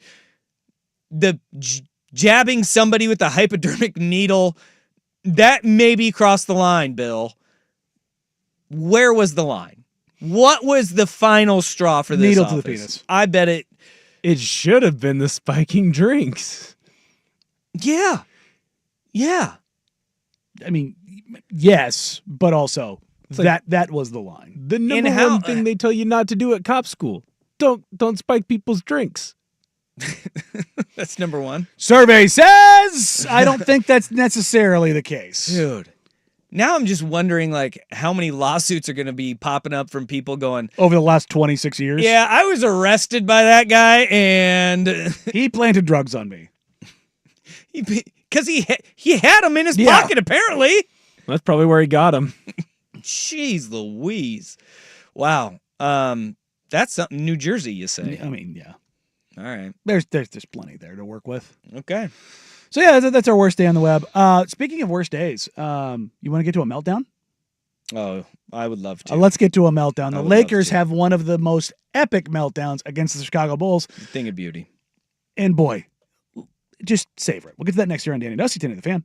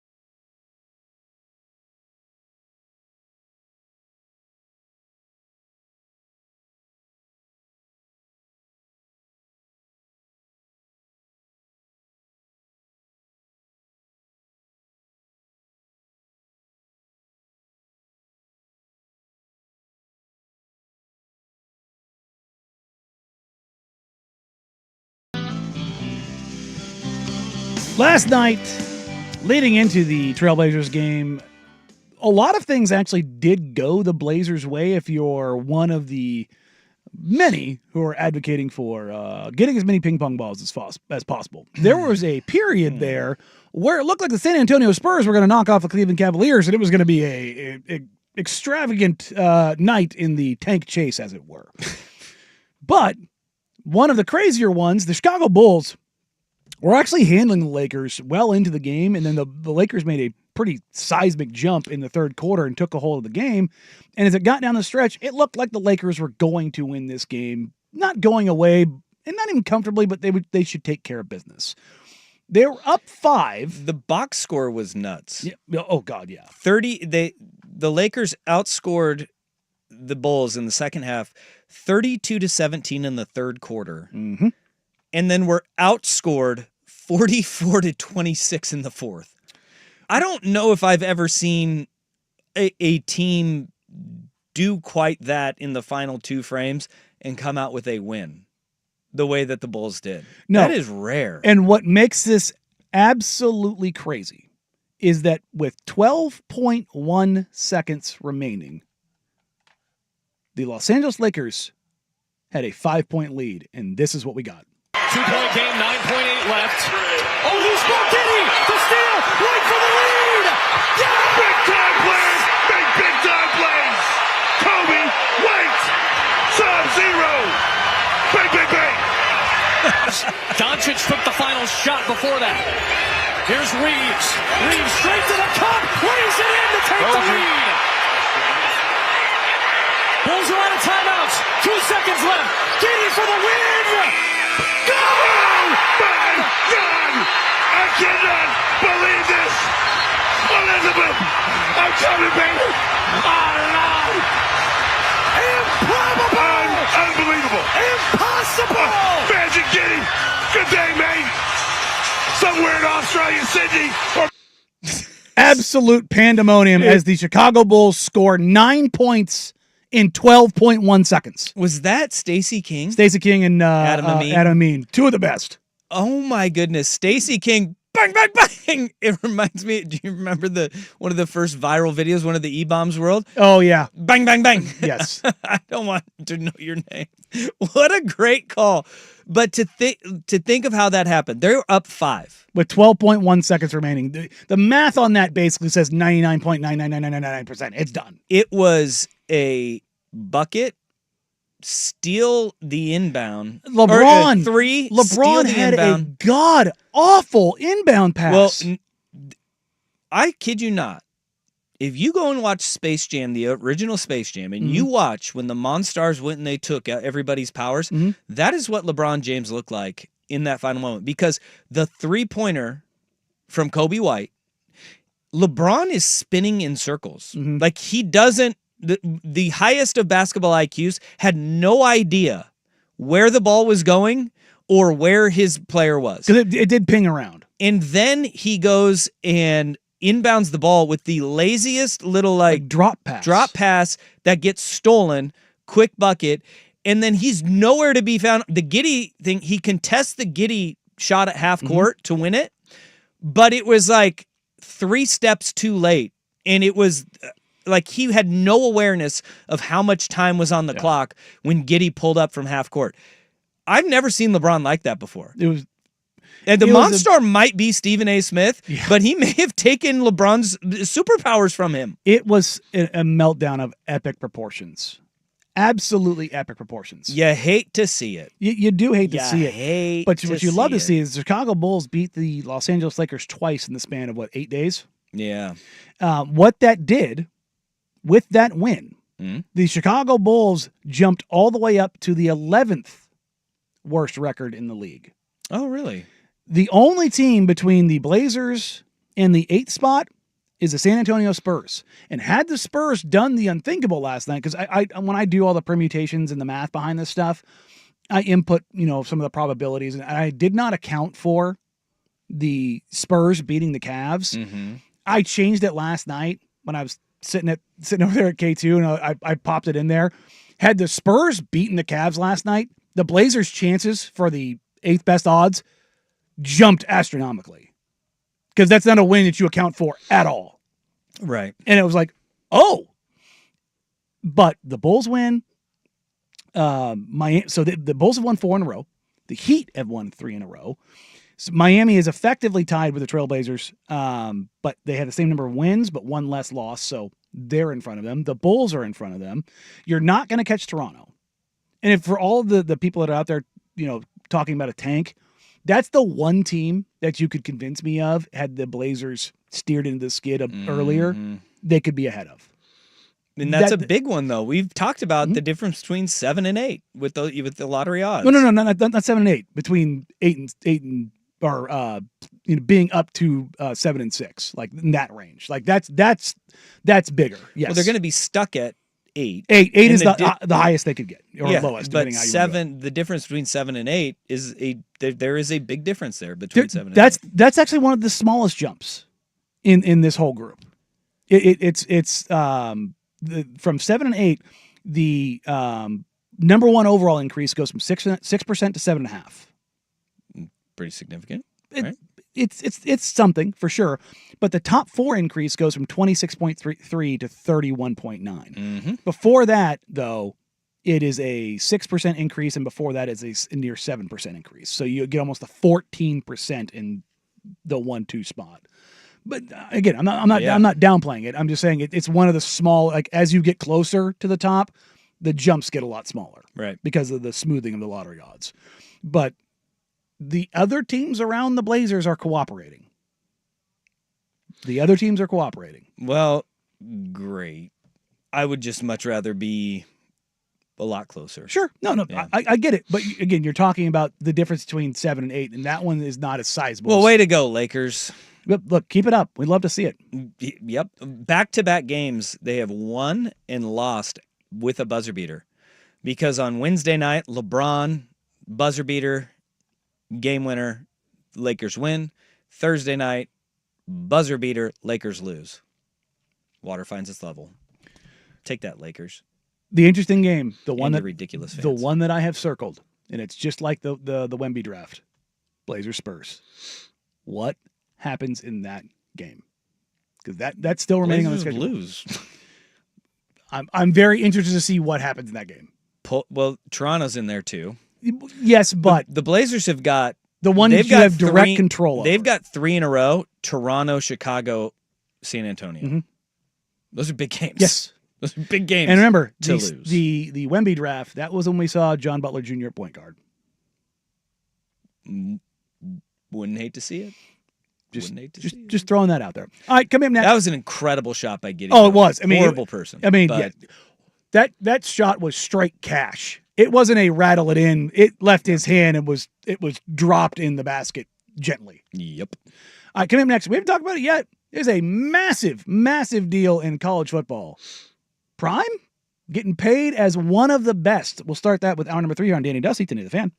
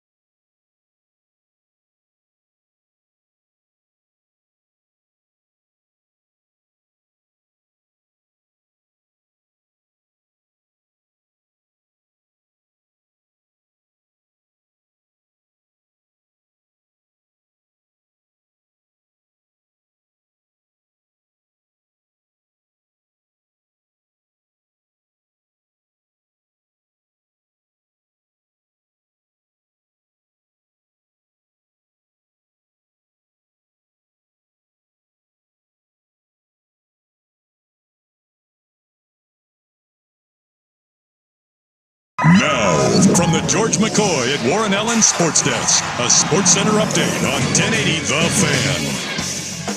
First on The Fan, one game going on right now in the MLB. You've got the Colorado Rockies. They're down in Florida taking on the Tampa Bay Rays. It's the end of the fourth. Right now the Rockies are up 2-0. They were able to get a run in the third and in the fourth with some timely hitting to get the lead there. Your Seattle Mariners are going to be back in action tonight. They're looking to go 2-0. Luis Castillo is going to be on the mound for the M's. He's opposite the A's starting pitcher Jeffrey Springs. Mariners are favored on the money line at minus 145. First pitch is scheduled for 6:40. According to ESPN, Shams Charania, Charlotte Hornets star LaMelo Ball will miss the rest of the season as he undergoes 2 minor procedures to address ankle and wrist issues. The Memphis Grizzlies announced today that they are parting ways with their head coach Taylor Jenkins after 6 seasons with the team. The Grizzlies currently sit in the 5th place in the Western Conference. More sports scores and stories in 30 minutes. I'm Will Ortner from the George McCoy at Warren Allen Sports Desk. Hurt and missing work, insurance companies acting like jerks. Don't call your mom, call George McCoy at warrenallen.com. The Fan Merch Locker has a new black 1080.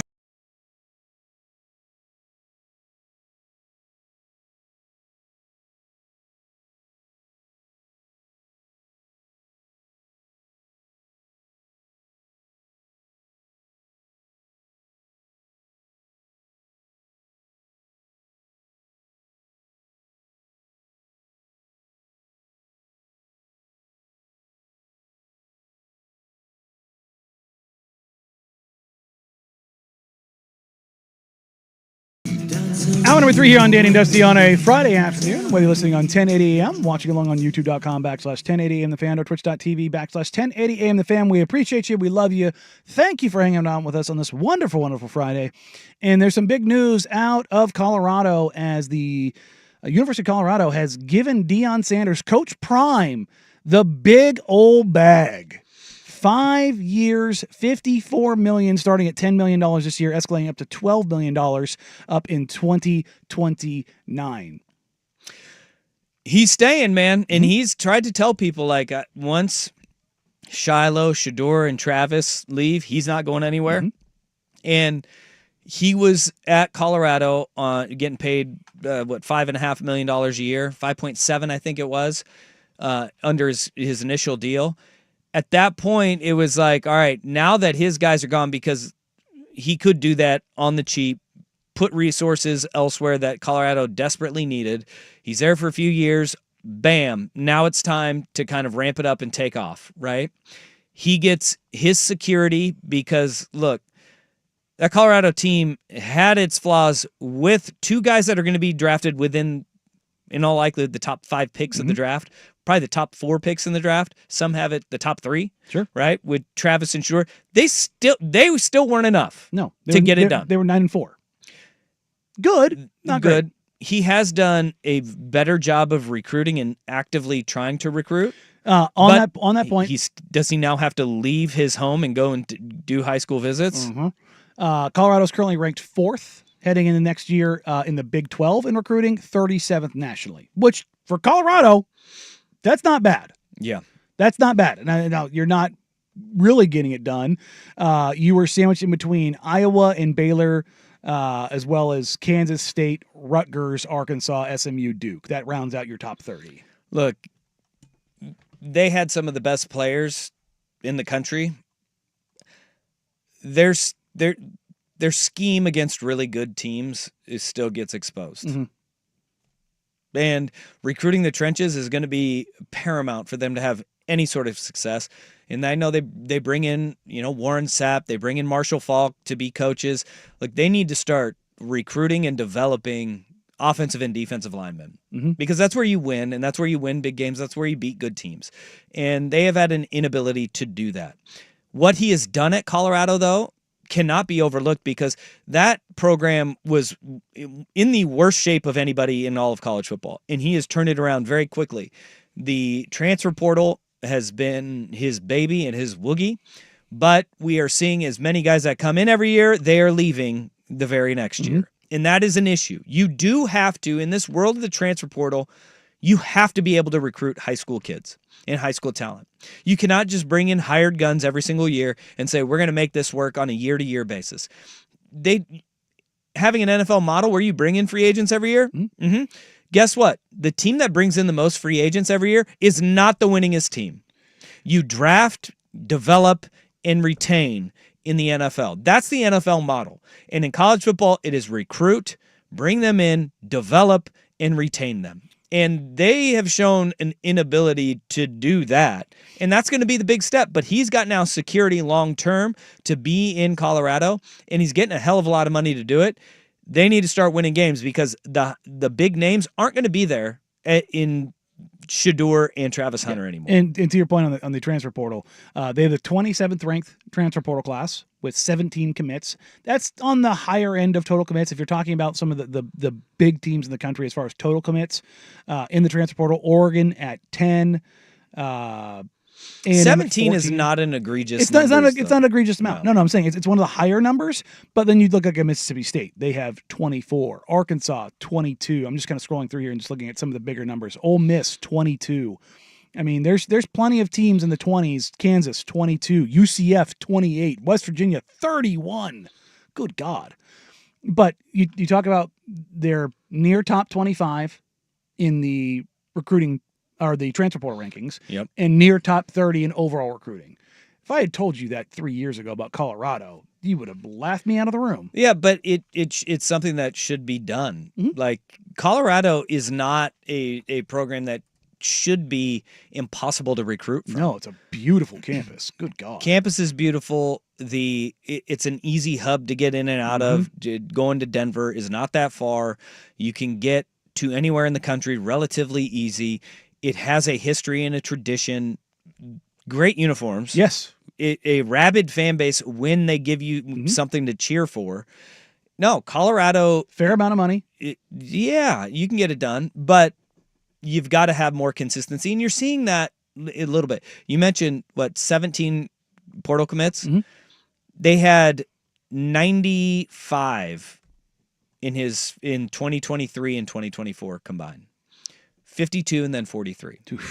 Going down to 17, it is showing that you can't just do it through the portal, which was his initial kind of attack at how he was going to recruit. And if you look at at the transfer portal, it's the front seven and trenches. Linebacker, D-line, O-line, linebacker, O-line, wide receiver, D-line. Like it's littered with linemen. Every great program, you recruit and develop linemen, and then you plug in your holes that you will have on a year to year in your O-line, right?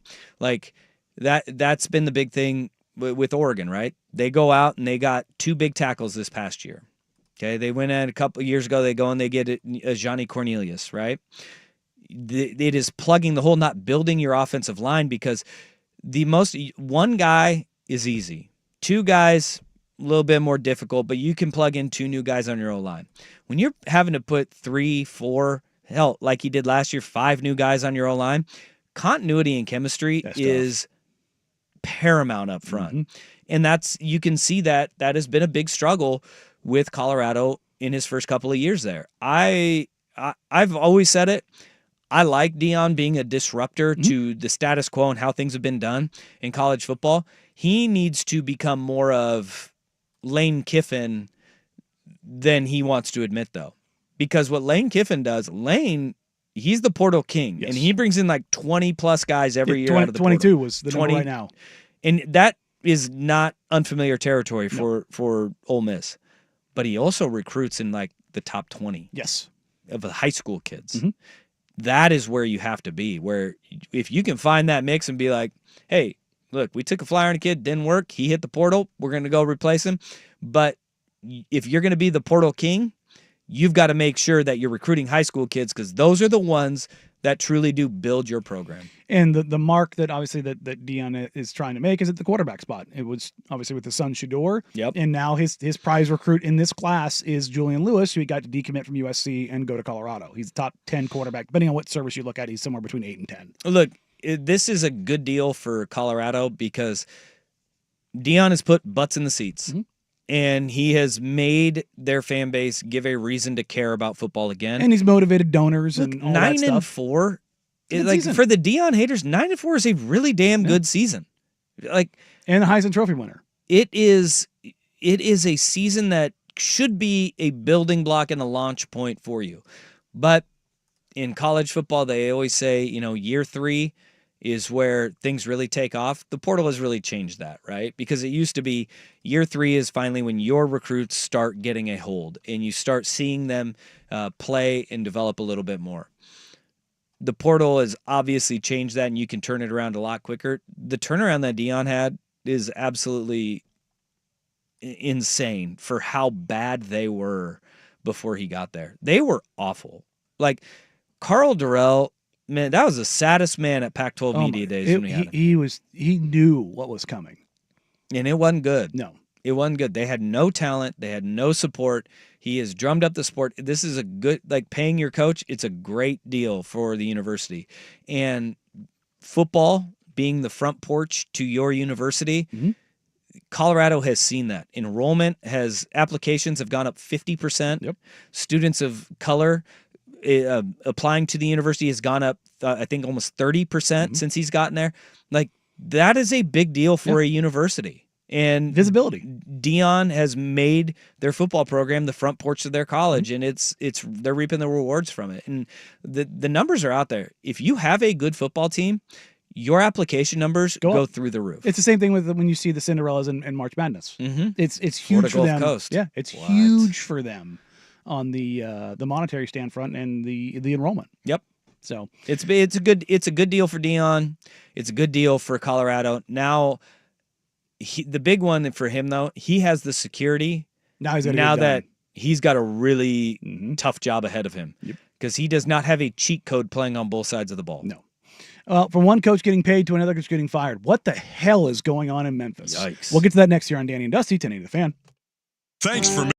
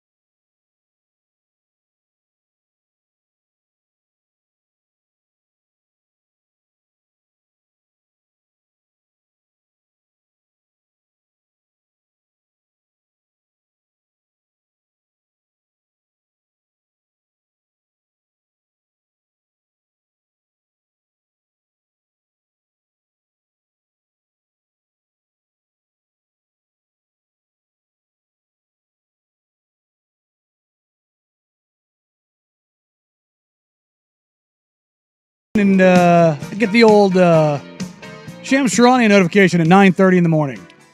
I'm like, it's probably an injury. This is a weird one. Something going on. Bloop! Taylor Jenkins has been fired as head coach of the Memphis Grizzlies.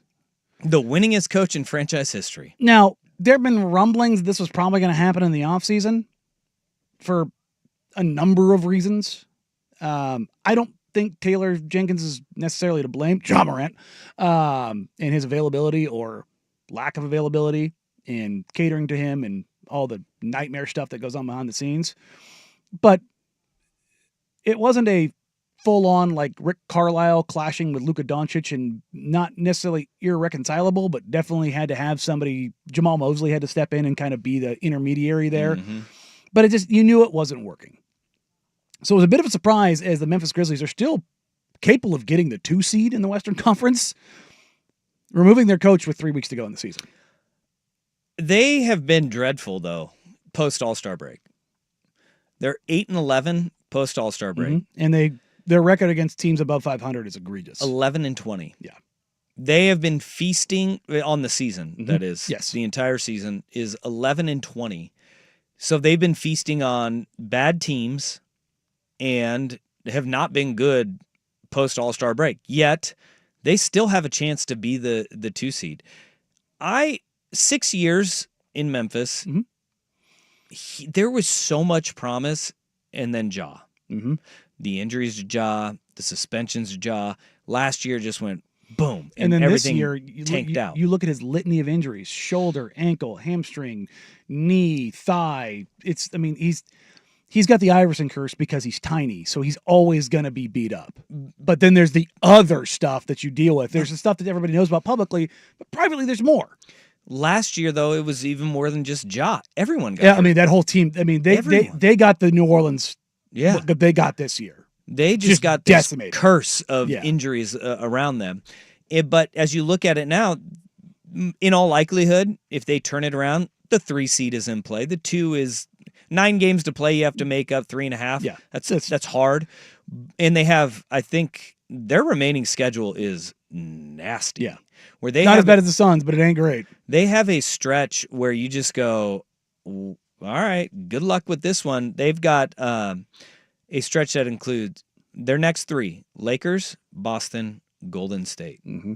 Okay. Their final 3, when everybody's going to be jockeying for position in the playoffs, are against teams that will all be jockeying for position in the playoffs and play in. Minnesota, Denver, on the road, Denver, who they could be vying for that 3 seed with, and then the Dallas Mavericks, which may need a win to get into that play-in. And the Timberwolves are trying to avoid the play-in. Yeah, at the very beginning of it. And you're looking at, this is the time of the season where teams are looking at seeding and matchups, and you just don't really know necessarily what's going to go, but there are teams that are kind of fighting for their lives. And you know what they want. In 6 of your last 9 are against teams that are all going for it. So the Jenkins firing, number 1, is a surprise overall. Number 2, well, not I should say overall, the timing of it was wild. Then we get further news that it wasn't just Taylor Jenkins. Taylor Jenkins' assistants, not all of them, some of them were also let go. Noah LaRoche and Patrick St. Andrews were also let go. Noah LaRoche, working alongside now interim head coach Tuomas Isalo, who's from Finland. Justin Hebert, I can't remember what place he's writing at, but he wrote an article about a month ago, maybe 3 weeks ago, about the new kind of egalitarian system that they're running offensively.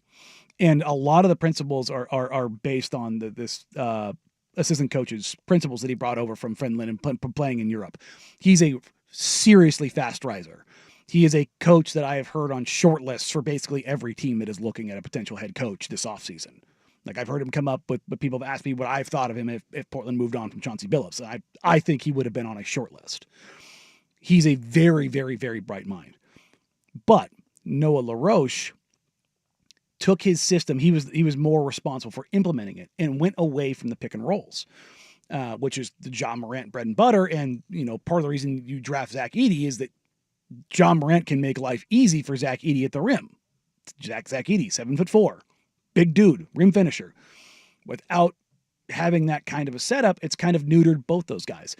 But I think part of the reason LaRoche and Jenkins went to this system was because of the lack of ability or lack of availability with John Morant. And I think that led to some more tension. I actually asked Chauncey Billups about this when they played the Grizzlies, 10 days ago now? 2 weeks ago, something like that. And I go, hey, this egalitarian system where everybody gets to eat, it's equal opportunity. How do you see that in the NBA? And Chauncey actually put his foot down pretty firmly of John Morant's superpower is the pick and roll, and they've taken that away from him. Now, Ja wasn't obviously playing that night because I'm kind of interested to see how that works out, which kind of gives you the eyebrow raise of in the coaching circles, they knew kind of what was going on behind the scenes, and they all talk. It's a fraternity of coaches, and things that are. It's what they do. It's what they do. And I thought, number one, I thought it was interesting that Chauncey very kind of staunchly pushed back of they're not optimizing what they can do, but also acknowledging that they're kind of protecting themselves and insulating themselves against John Morant, right? Because of his lack of availability. This head coach, the interim head coach, Isolo, his system is actually more predicated on pick and roll with the equal opportunity egalitarian stuff. This very much sounds like Zach Kleiman, the general manager, and probably the power brokers, i.e. John Morant within the team. Yeah. We're pushing for this and pushing hard for this to get John more involved, because what makes the Grizzlies, going back to John Morant as a prospect, yes, he is super talented and otherworldly as an athlete and finishing at the rim. What people forget is John Morant was a 20 and 10, emphasis on the 10 assists a game in college at Murray State. He made that team viable because John Morant is a obscene creator. Yeah. Not just a scorer. He is an unbelievably gifted passer. Yeah, he is. He's really good. And that has been neutered. And this team right now does not have an identity on either side of the ball. And I think that is where the problems really lie beyond even the egos and the power struggle. When I say Memphis Grizzlies, what do you think? You think John Morant? Ja, baby. And if he's not the straw that stirs the drink, they don't have the other. Look, I love Desmond Bane. Love Desmond Bane. He is not a premier creator. Jaren Jackson Jr., while he's made significant leaps as a player on both sides of the ball, as a defensive player of the year, reigning defensive player of the year, his offensive game has grown drastically. It's not made them better in a sense of reflecting in wins and right. outcomes, right? I'm very interested to see how this goes over the next 3 weeks. Does this turn into the coach bump? Do you see some real holistic changes in their offense? Do they get kind of their defensive-minded attitude? Because remember... It all hinges on Ja being healthy, though. And he's got a hamstring injury, and that is going to linger. And if he's not healthy, then this is a move that makes no sense. No sense whatsoever. I've had some people ask, would you be interested in John Morant for the Blazers or LaMelo Ball, who just got shut down for another set of work on his ankles? It turns out those Ball kids don't have great ankles. Big baller brain. Yeah, I'm waiting to see that lawsuit somewhere down the road. Against their dad? Yeah. There's been some stuff about those shoes leading to Lonzo's issues. Well, yeah. So, yeah, they're not great made shoes. But I personally, I would not want to be in the LaMelo Ball or John Morant business. No. For a multitude of reasons, different reasons for both guys. I would not want to be in the business. And there's been talks for probably the past 4 or 5 months. Are the Memphis Grizzlies interested in getting out of the John Morant business? It'd be interesting to see if go back to, was it Grindhouse? The Grit and Grind? Grit and Grind. Yeah. Let's go, baby. But I mean, that was fun. That was a fun era of the basketball. Tony Allen, Zach Randolph, Marc Gasol Grizzlies. Oh man, if they would have added Mike Conley, if they would have had a wing on that team, goodness gracious. They have updated at BetOnline and sportsbetting.ag the next head coach fired in the NBA. Do you know who that is? Odds-on favorite 2-1. Ooh, Bud. No. Oh, Bud is 7th. It is Nick Nurse of the Philadelphia 76ers. Yeah, I mean, him and Embiid have been fighting all season. That's not a surprise. Next, who do you think it is? It's not Washington. It's not Charlotte. They figured it out with Mosley. God, who? Darko up in Toronto. Darko Rajokovic. Yeah, Yeah. that's a bit surprising. Then you've got Willie Green down in New Orleans at 4-1. That one's been rumored for bet. Will Hardy 5-1. That's what they asked him to do this. He's pissed Well, that did they're you losing. see him go off the other night? Yeah. Holy. And then you have Brian Keefe in Washington, Charles Lee in Charlotte, then Mike Budenholzer. Okay. All right, in Phoenix. Then it's Jordy Fernandez in Brooklyn. Not a chance in hell. And then Chauncey Billups, No. 12-1, ninth best odds to be the next coach fired in the NBA is Chauncey Billups. He's making it through the season. Well, and then he doesn't have a contract, so Well, he's got the option. option, but yeah. But yeah. that to me, that's why Chauncey is ninth on this. Because the Blazers have made it abundantly clear they're going to see the season through. Yeah. And the next head coach fired is a guy that still has years on his contract and is not living up to them. Yeah. Chauncey's got an option where they can just, it's not even a firing. The only reason Jordy Fernandez would be fired by the Nets is because he's winning too many games. Maybe. Like, that's the only, like, if Jordy Maybe. Fernandez got fired, there would be teams lining up for him. Yeah. Lining up for him. Well, he was on the Blazers short list the first time around. Is Spo on there anywhere? Yeah. Eric Spoelstra is on this list. He was at, I think, like 250-1. That's surprising. Oh, really? There's been some stuff going on down there. Hold on, I let me check it real don't quick. think they do it, but the fact that it's even like broachable at this point Yeah. is surprising. 100-1. He is there with Jamal Mosley, J.J. Redick, J.B. Bickerstaff, Tom Thibodeau at 100-1. 250-1 is Kenny Atkinson and Mark Diagonal in Oklahoma City. The fact that there's even odds for They're not good for ones. those coaches. 250-1 is not great odds. Yeah, but I mean, I wouldn't even put odds on them. Yeah, well, they're I guess- there. I You guess- never know. I guess people could throw their money away. Go for it. Well, I don't know. Maybe you know something about a scandal Yeah. that's coming up. Yeah, well, okay, that's fair. That's fair. Maybe he was walking around with a hypodermic needle. Yeah, Poking people. pooping in desks. Yeah, like the police chief of that New Jersey Yeah. town that we were talking about earlier. Yeah. Maybe, I don't know. Evil shenanigans. No, that is all criminal, and that guy is a monster that should be put in the jail that he currently oversees. Holy smokes. Yeah, you're not wrong. All right, coming up next, let's pivot back to college basketball. All right. We have some very good games, some very stylistic matchups, and we'll dive into those next. But first, here's Big Gold Bets with the Sports Center update. Now, from the George McCoy at Warren Allen Sports Desk, a Sports Center update on 1080 The Fan. Sports Center is brought to you by Vulcan Design and Construction. Check out their award-winning outdoor living designs or schedule your free design consultation at vulcandc.com. First on the Fan, you got 4 college basketball games going on today. The action starts in Atlanta, Georgia. Michigan State taking on Ole Miss. Spartans are favored by 3.5. Tip-off at 4:09. At 4:39, you've got Tennessee taking on Kentucky. Kentucky has beat the Volunteers in their first 2 SEC meetings. Despite that fact, the Volunteers, they're favored in this one by 4.5. Late games are going to get underway at about 6:39. You got the number 1 overall seeded Auburn Tigers taking on the Big Ten champion Michigan Wolverines. Right now, the Tigers are favored by 8.5. The action's going to wrap up at about 7:09 for that tip. You've got Purdue versus Houston. Right now, Houston is favored by 8.5. You already have 2 of the games for the quarterfinals set on Saturday. You got Florida taking on Texas Tech in the first game. Florida is favored by 6.5. Tip-off at 3:09. Then at 5:49, you got Duke taking on the sharpshooting Alabama Crimson Tide. Duke is favored by 6.5 there.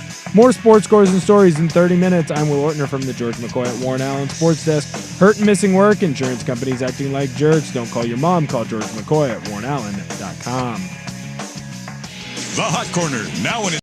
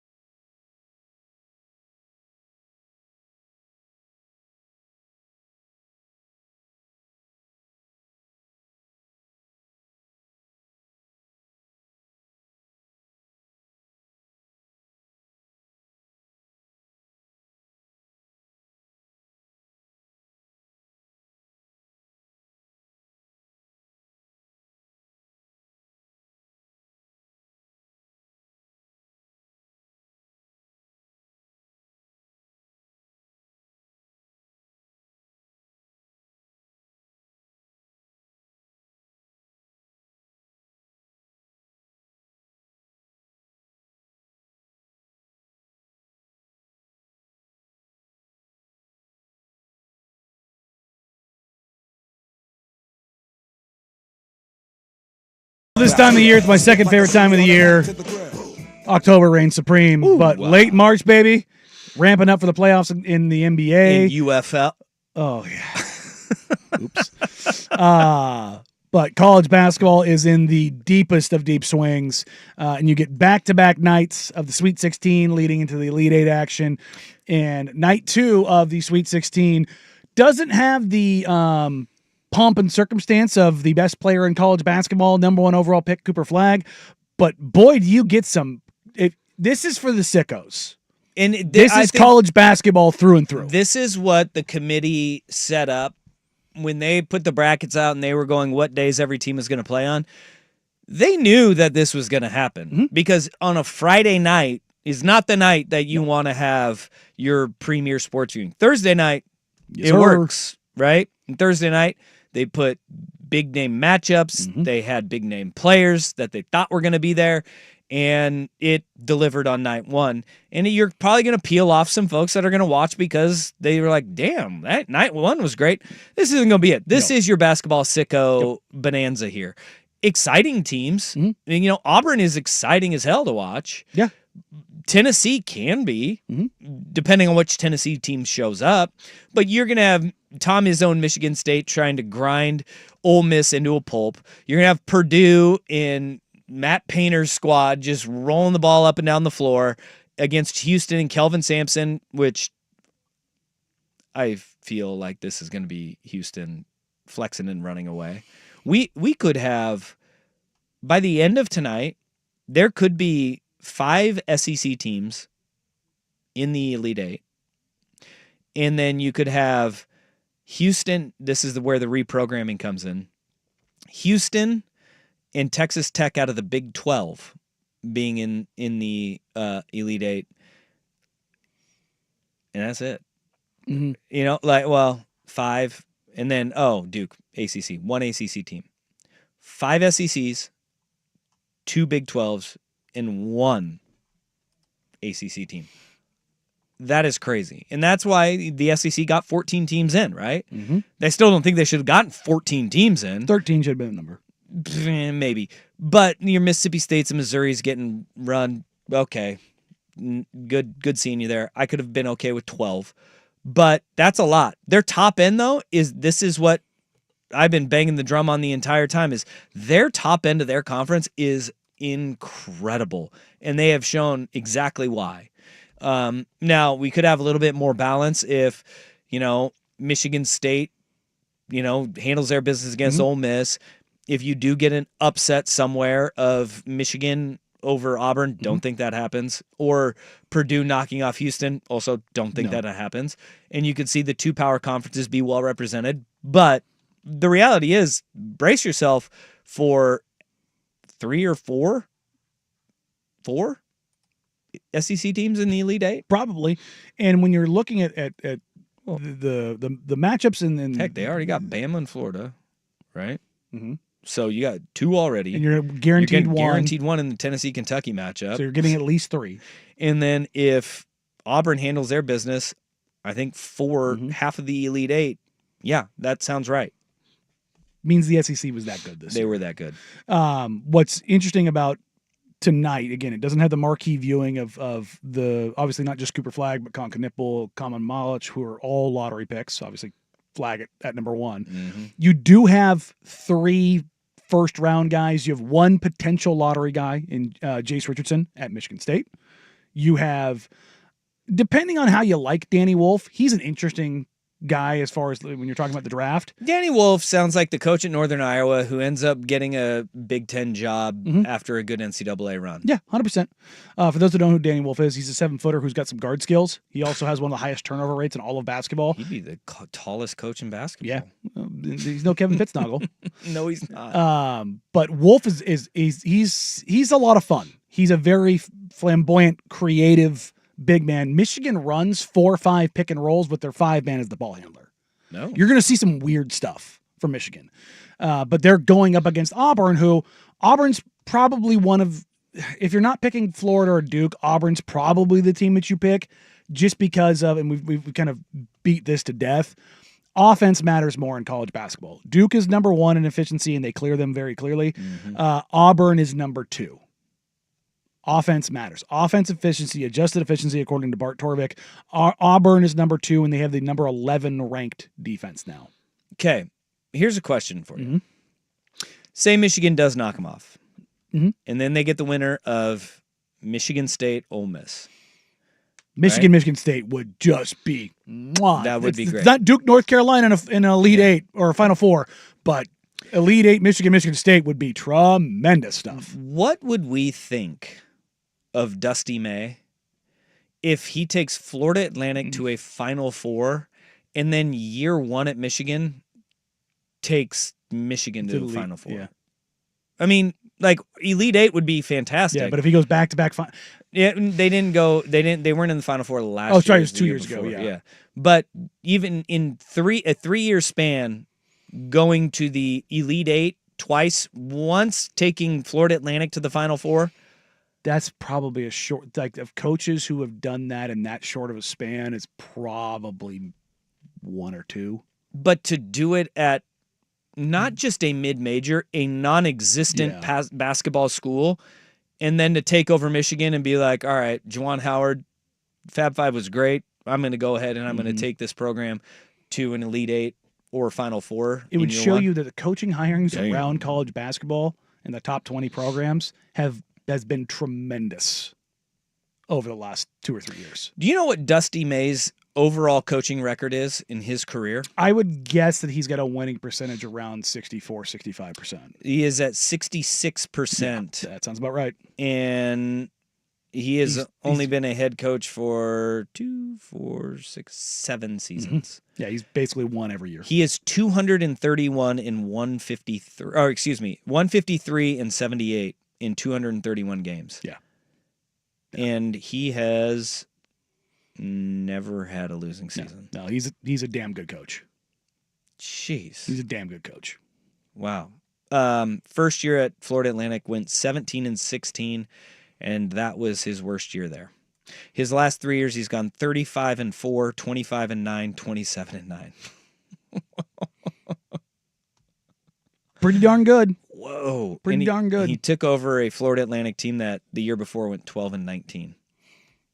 Dude, Dusty May's a hell of a coach. He may be going up the power rankings of famous people named Dusty. Oh, there you go. Well, right now it's like Dusty Hall, Dusty Baker, Dusty Baker, Dusty Springfield. It's a diverse group. Dusty Rhodes. Dusty Rhodes. You're damn right. Wrestling icon. There's not a lot. There's not a lot. And so I'm pro Dusty May becoming... You're top 25 for sure. I don't even know about that. There's Dusty Bottoms of the Three Amigos. There you go. You know? Yeah. Yeah. You're higher up the list of Dustys than I am up the list of Danny's. That's Yeah. for damn sure. There's a lot more of them. A lot of Danny's. A lot of Danny's out there. But I'm pro Dusty May. Good coach. Do it for the name. All right, let's do what we did yesterday. Worked out so well for us yesterday. Let's do it again. Wrap up today's show. What's the most chaotic game on the board that you're most interested in watching? We'll use that to wrap up today's show here on Danny and Dusty, Today the Fan. It's time for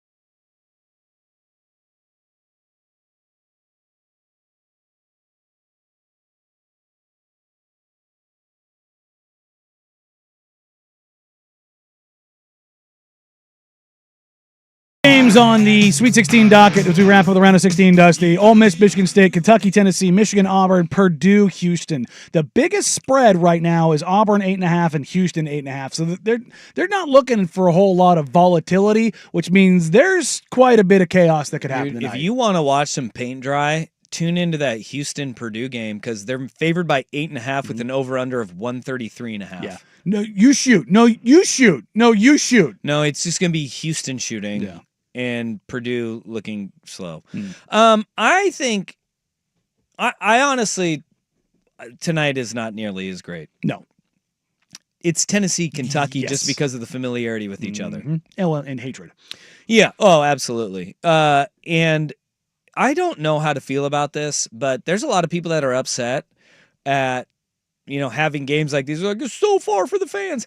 It's not that far from Indianapolis to Knoxville or God, Lexington.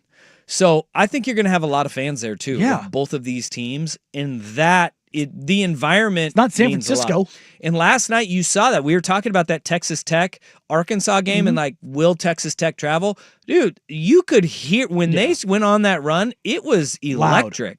That was fun to see. And I'm just pro good environments for these. And a lot of times we have just stale, dumb. Their courts, they've fancied them up a little. Yeah, I'm not sure how I feel Come about on, it. bring back just the whatever arena they're in. Make it look like the hometown a little bit, right? Give me some cool logo. And here's the thing, NCAA, you use the same logo for everything.